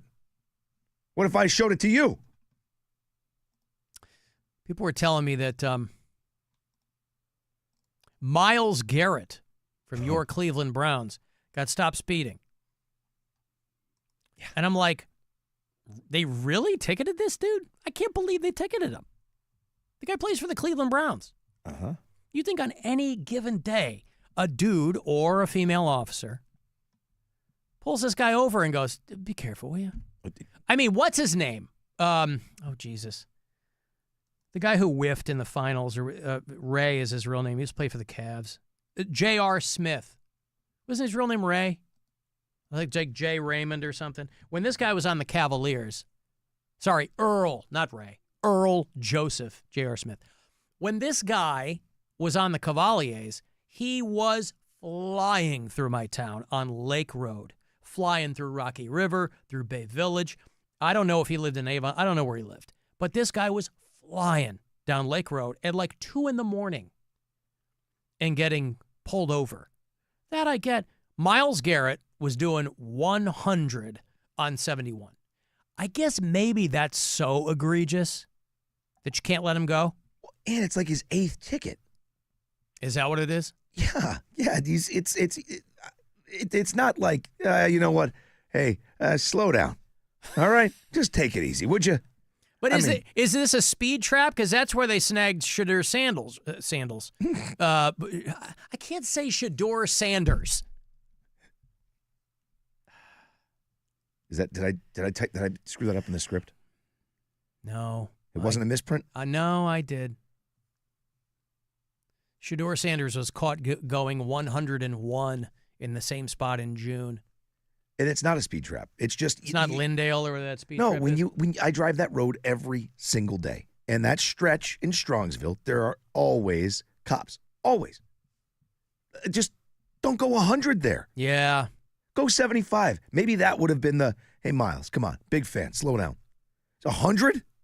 And it's a 60-mile-an-hour zone. I didn't realize the dude was only 29.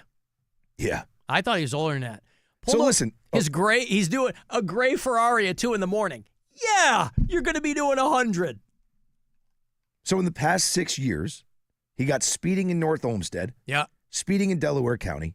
Speeding in Cuyahoga County. See, that was a misprint in the script.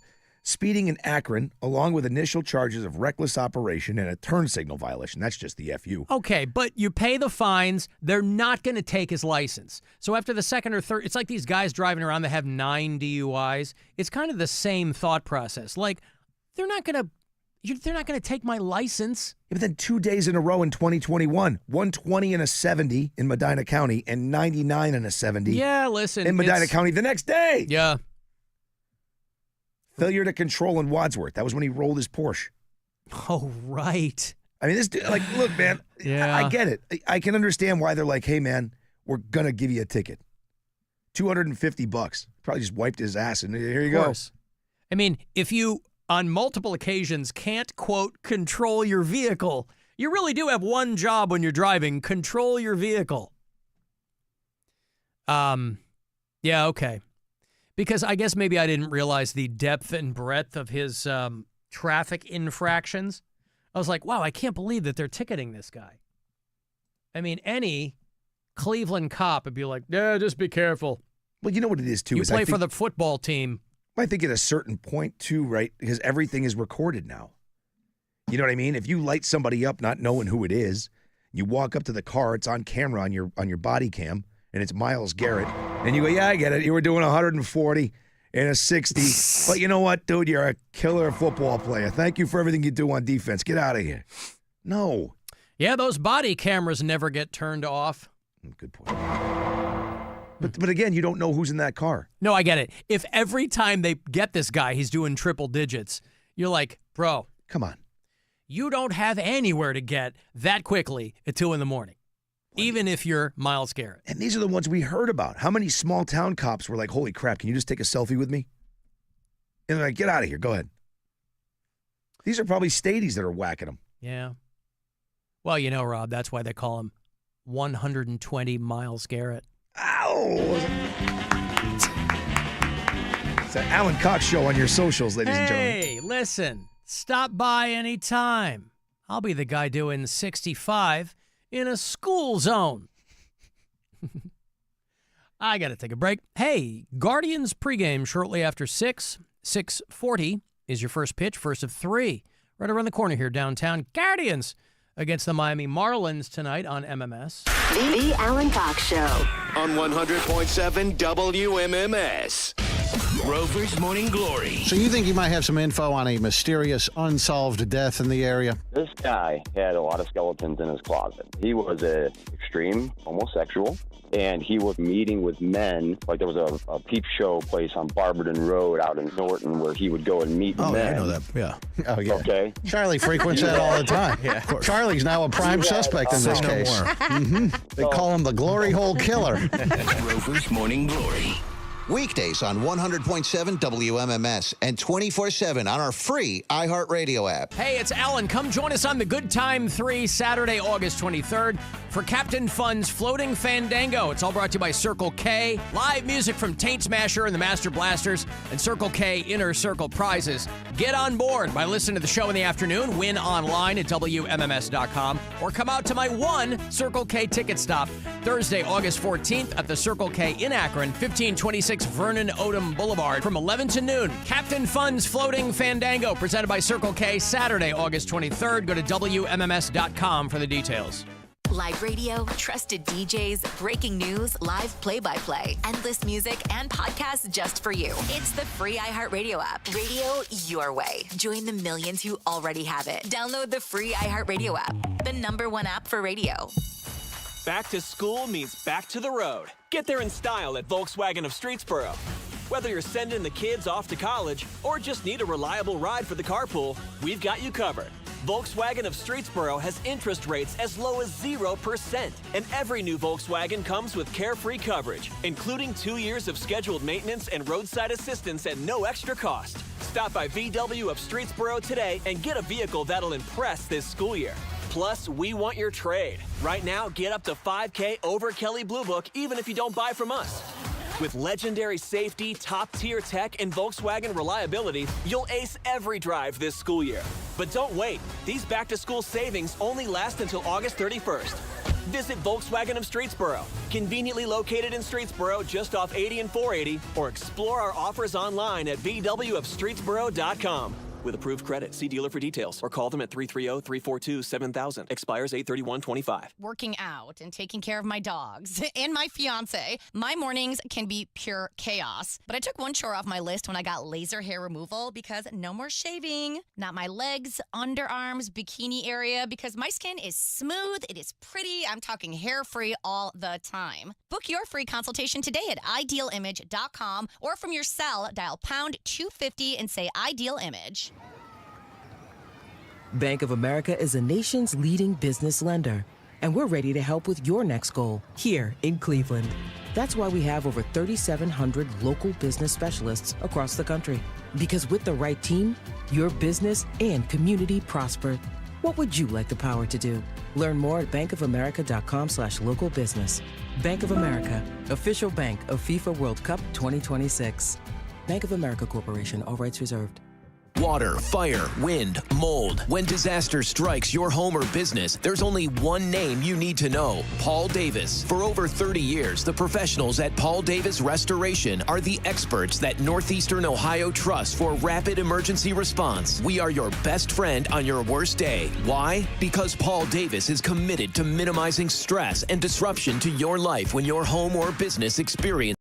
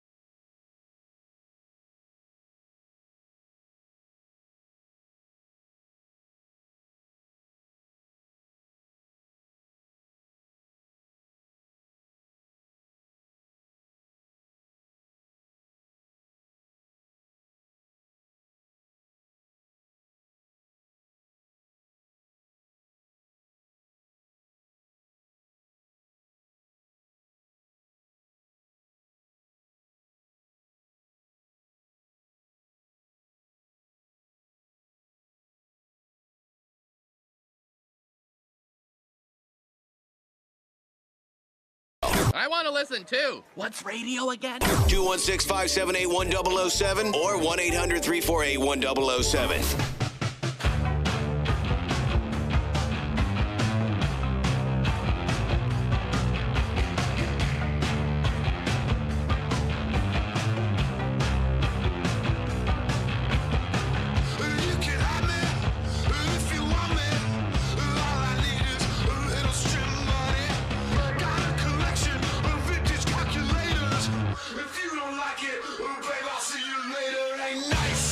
Alan, any chance Myles Garrett was upset that he didn't win the Buzzard bike? I guess there's a chance that anything could be possible. I know what he was upset about. In fact, they had him on that trip in the first place. On which trip? He went out to the preseason game. Oh, I see. There was really no reason for him to even have to go. So he was blowing off some steam, is your point? He wants to get home. Yeah. Late. No, the honor of going home with the Buzzard bike goes to Jordan Clapp, young man from Cuyahoga Falls. We had 100 keys we had given away. We did the finals there at Slim and Chubby's in Strongsville on Saturday. I literally got off the plane from Austin and drove to Slim and Chubby's. Like I'm changing in my car, Rob, because I wanted to look presentable for the crowd that was gathering there at Slim and Chubby's. And I wanted to look more the former than the latter between Slim and Chubby's. Mm-hmm. Jordan Clapp, Cuyahoga Falls, very nice young man. Met him at one of the appearances I did. And he was key number 47 out of the 81 people who showed up. And it was a very hot day out there. And so about halfway through, 81 out of the 100 people showed up, number 47. Because what would happen was we got everybody signed in, and accounted for, and everybody wrote their name, obviously, on a slip. And then we had like one of those bingo cages with the handle. And each one of the keys was in like one of those plastic balls, like when you get the vending machine outside the grocery store. Yep. And there was a key in each one of those. They were all duds except for the one key that would start up the Buzzard bike. And so I would pull a name, I'd pull a slip out of the bucket, I'd call that person up, and they would come up and try their key. And 47 keys in, Jordan's started up the brand new Buzzard bike. It was a lot of fun. So thanks again to Real American Beer, Southeast Harley-Davidson, and thank you to WMMS 100.7, the Buzzard bike. Congratulations. And I do have a confession to make. I didn't go away. I didn't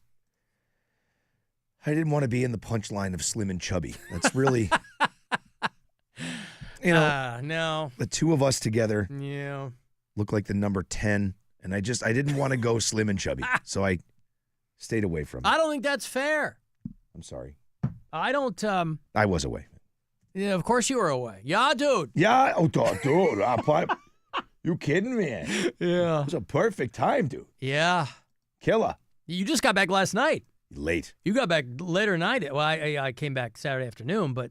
Yeah, and I have just proof that my family hates me because we did get home late last night. And right now, they will be here in a few moments to shuffle over to Beetlejuice tonight over at Playhouse Square. Yeah. You got to go with them? Yeah, of course.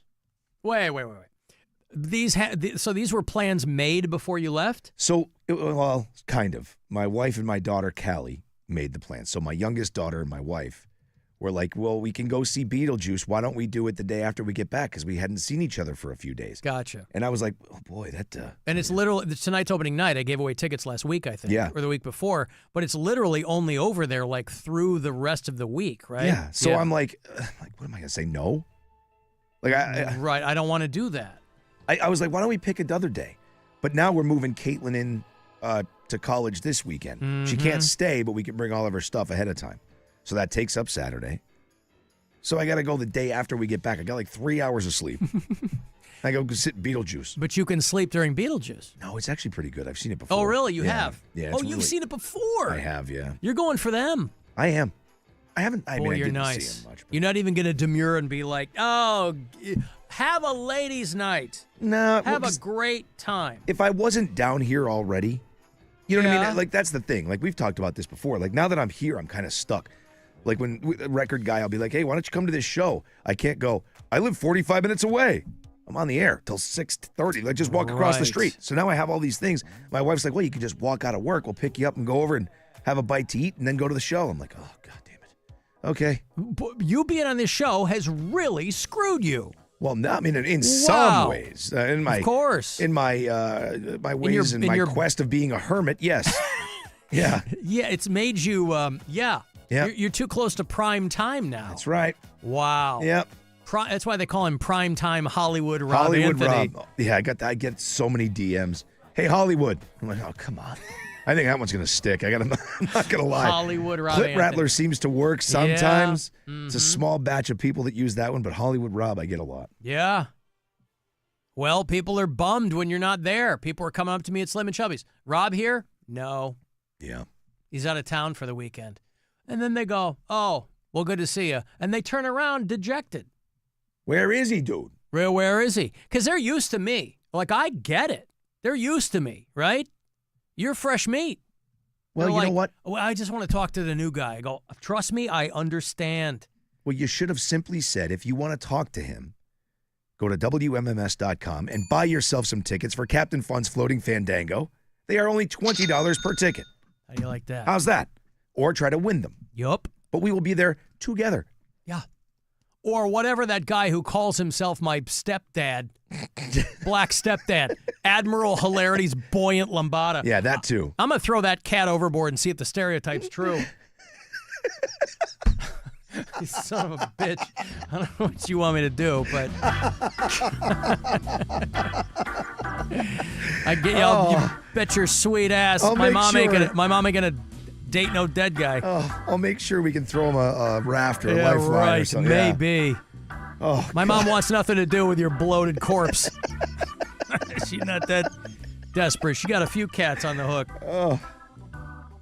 All right, we gotta go. Thanks, guys, for hanging out. Good to be back, everybody. So we'll be back live tomorrow, of course.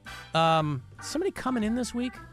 I know Steve Jones is going to be on the show very soon. Sex Pistols are at the Agora in a couple of weeks. Jonesy will be on the show. I can't wait for that one. It'll be great. Oh, Ian Bagg is in on Thursday. Holy Christ. I love Ian Bagg, boy. He's doing the Weekend at Hilarity, so he will be back in the friendly confines here on Thursday's show. Where can people get you in the interim? WMMS Rob. WMMS Rob on Instagram. Jesus, that came out fast. Shake the rust off. Whew. Alan Cox Show is where you'll find me on your socials. I will be in Akron. If you don't want to buy tickets for the cruise, you want to test your luck, try to win them, you can. It's going to be 1 hour. I'll be at Circle K before the show on Thursday, 11 to noon, Circle K on Vernon Odom Boulevard. I don't know how many pair of tickets, but again, all the details at WMMS.com. 1 week from Saturday is the Alan Cox Show cruise. So all the details are there for you. And we'll talk to you again tomorrow. This program is available wherever you get your podcasts. If you listen on our iHeartRadio app, you have the option of dropping us messages there with a talkback button. You can leave voicemail, 216-986-8903. And you can always watch this and past shows on our YouTube channel if you want to. And that's it. Guardians pregame is next. Minutes away. First of 3 against the Marlins. Downtown Cleveland on WMMS. And we'll talk to you later on. Just before we go, I'm going to go to the bathroom for a bit. Not to cry about you leaving, but just to take a huge dump. So if you hear any crying from the bathroom, not about you. It's the dump. Be careful of what you say. Be careful in every way. Be careful of what you do. Big brother.